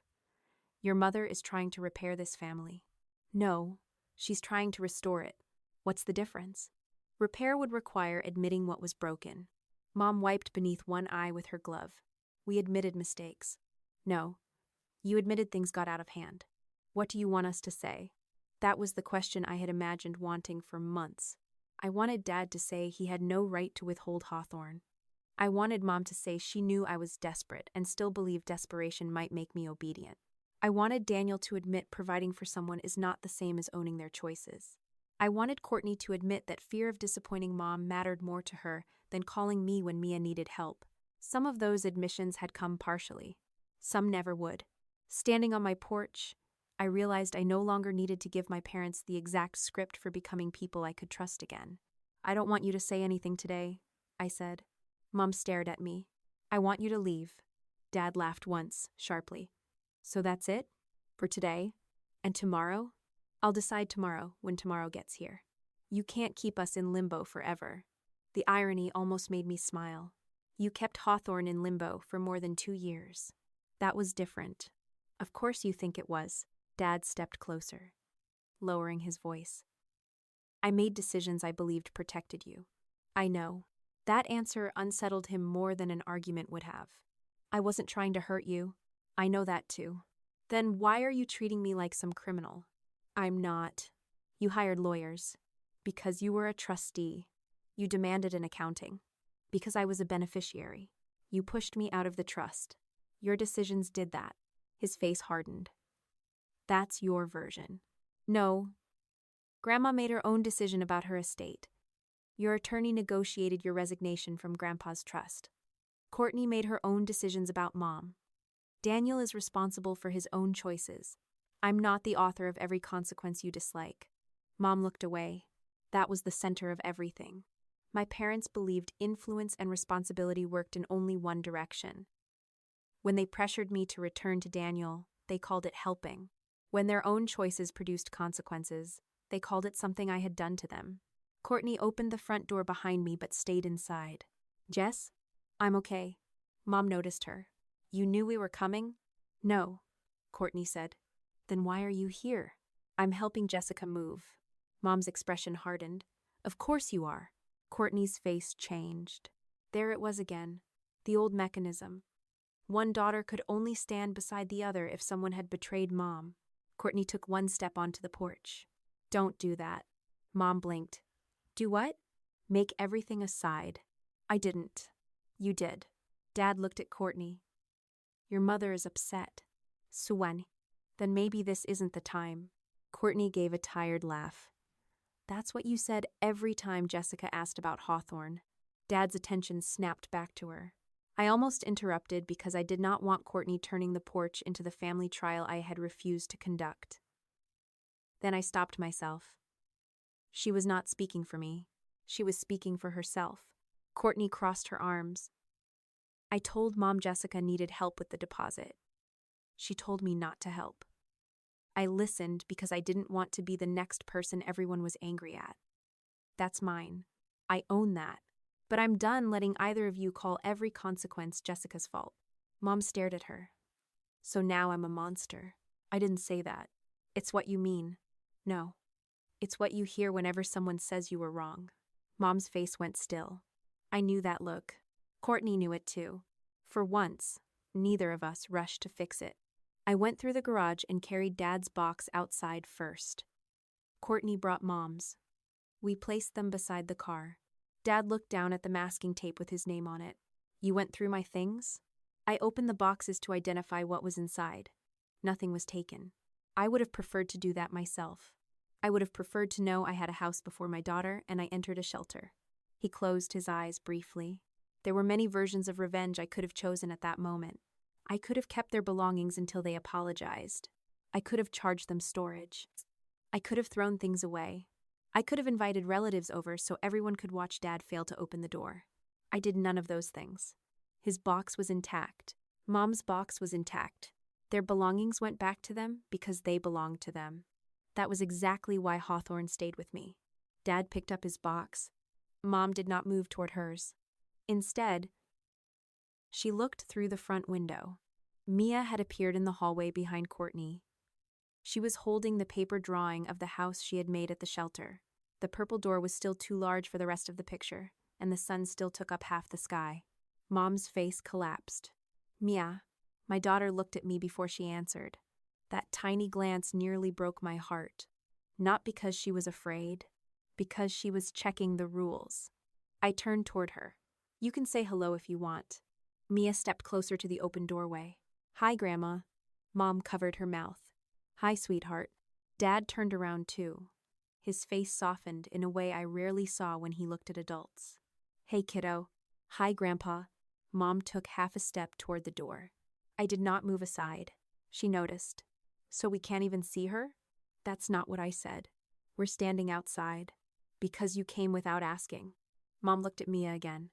Can we come in for 5 minutes? That was harder. Not because I wanted them inside. Because Mia was watching. I could hear every old argument waiting to disguise itself as generosity.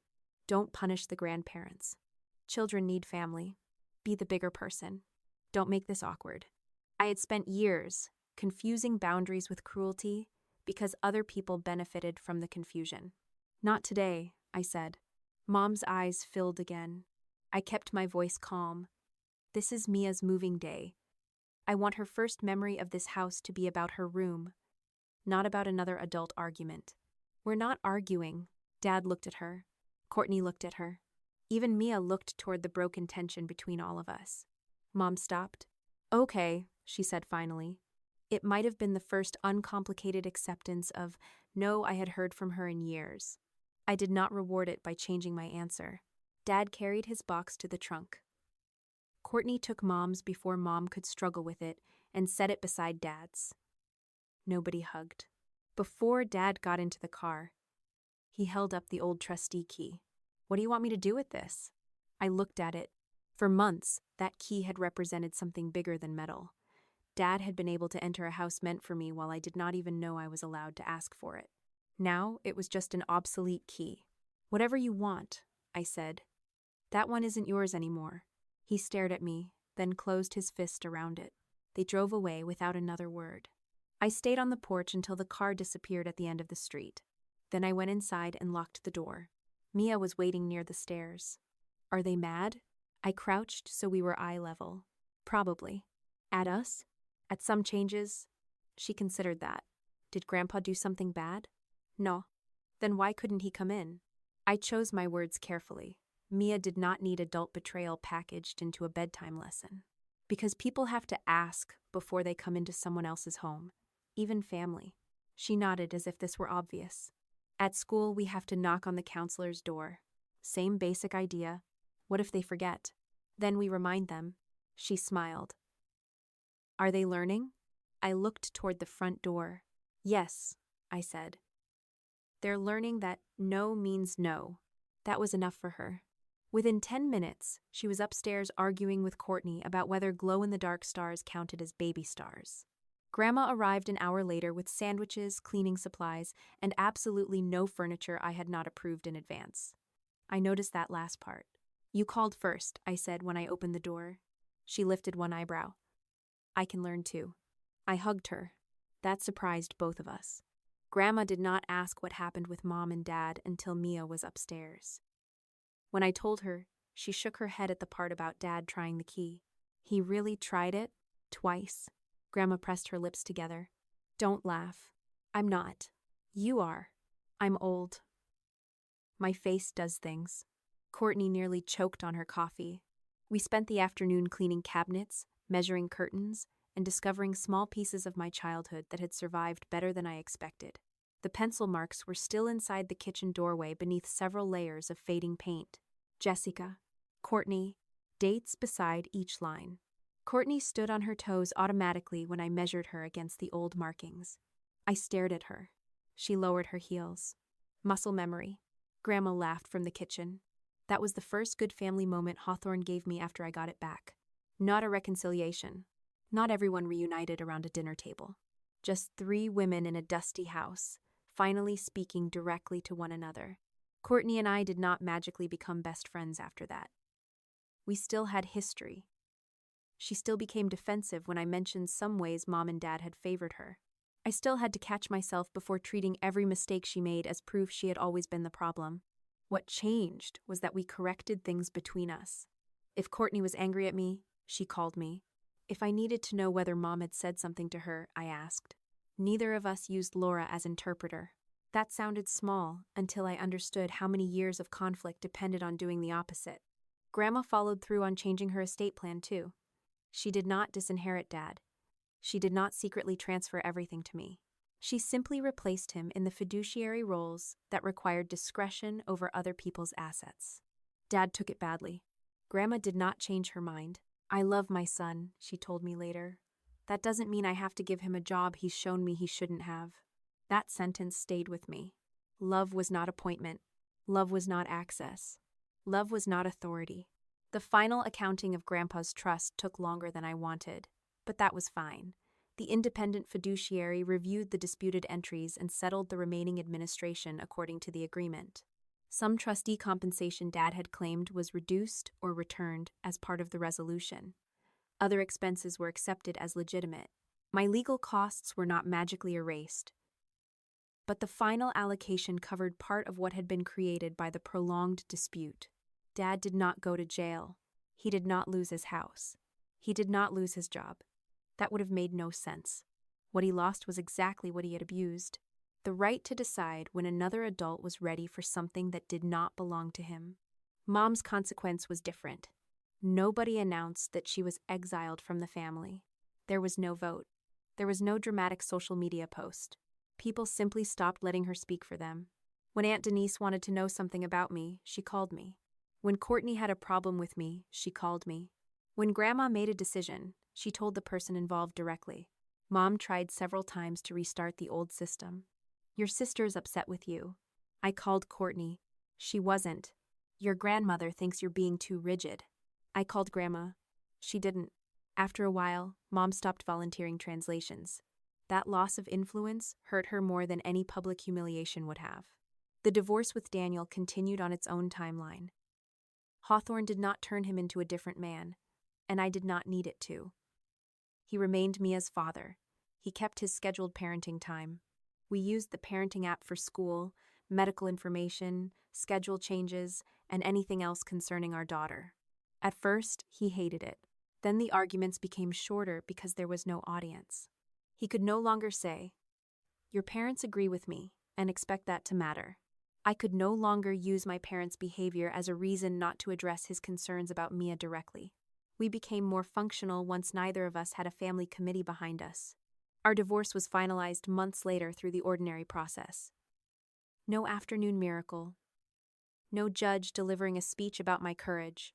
The financial issues were resolved through lawyers and negotiation, and Hawthorne was treated according to the advice of my counsel and the circumstances of its inherited trust distribution, rather than something Daniel simply got half of because we had once been married.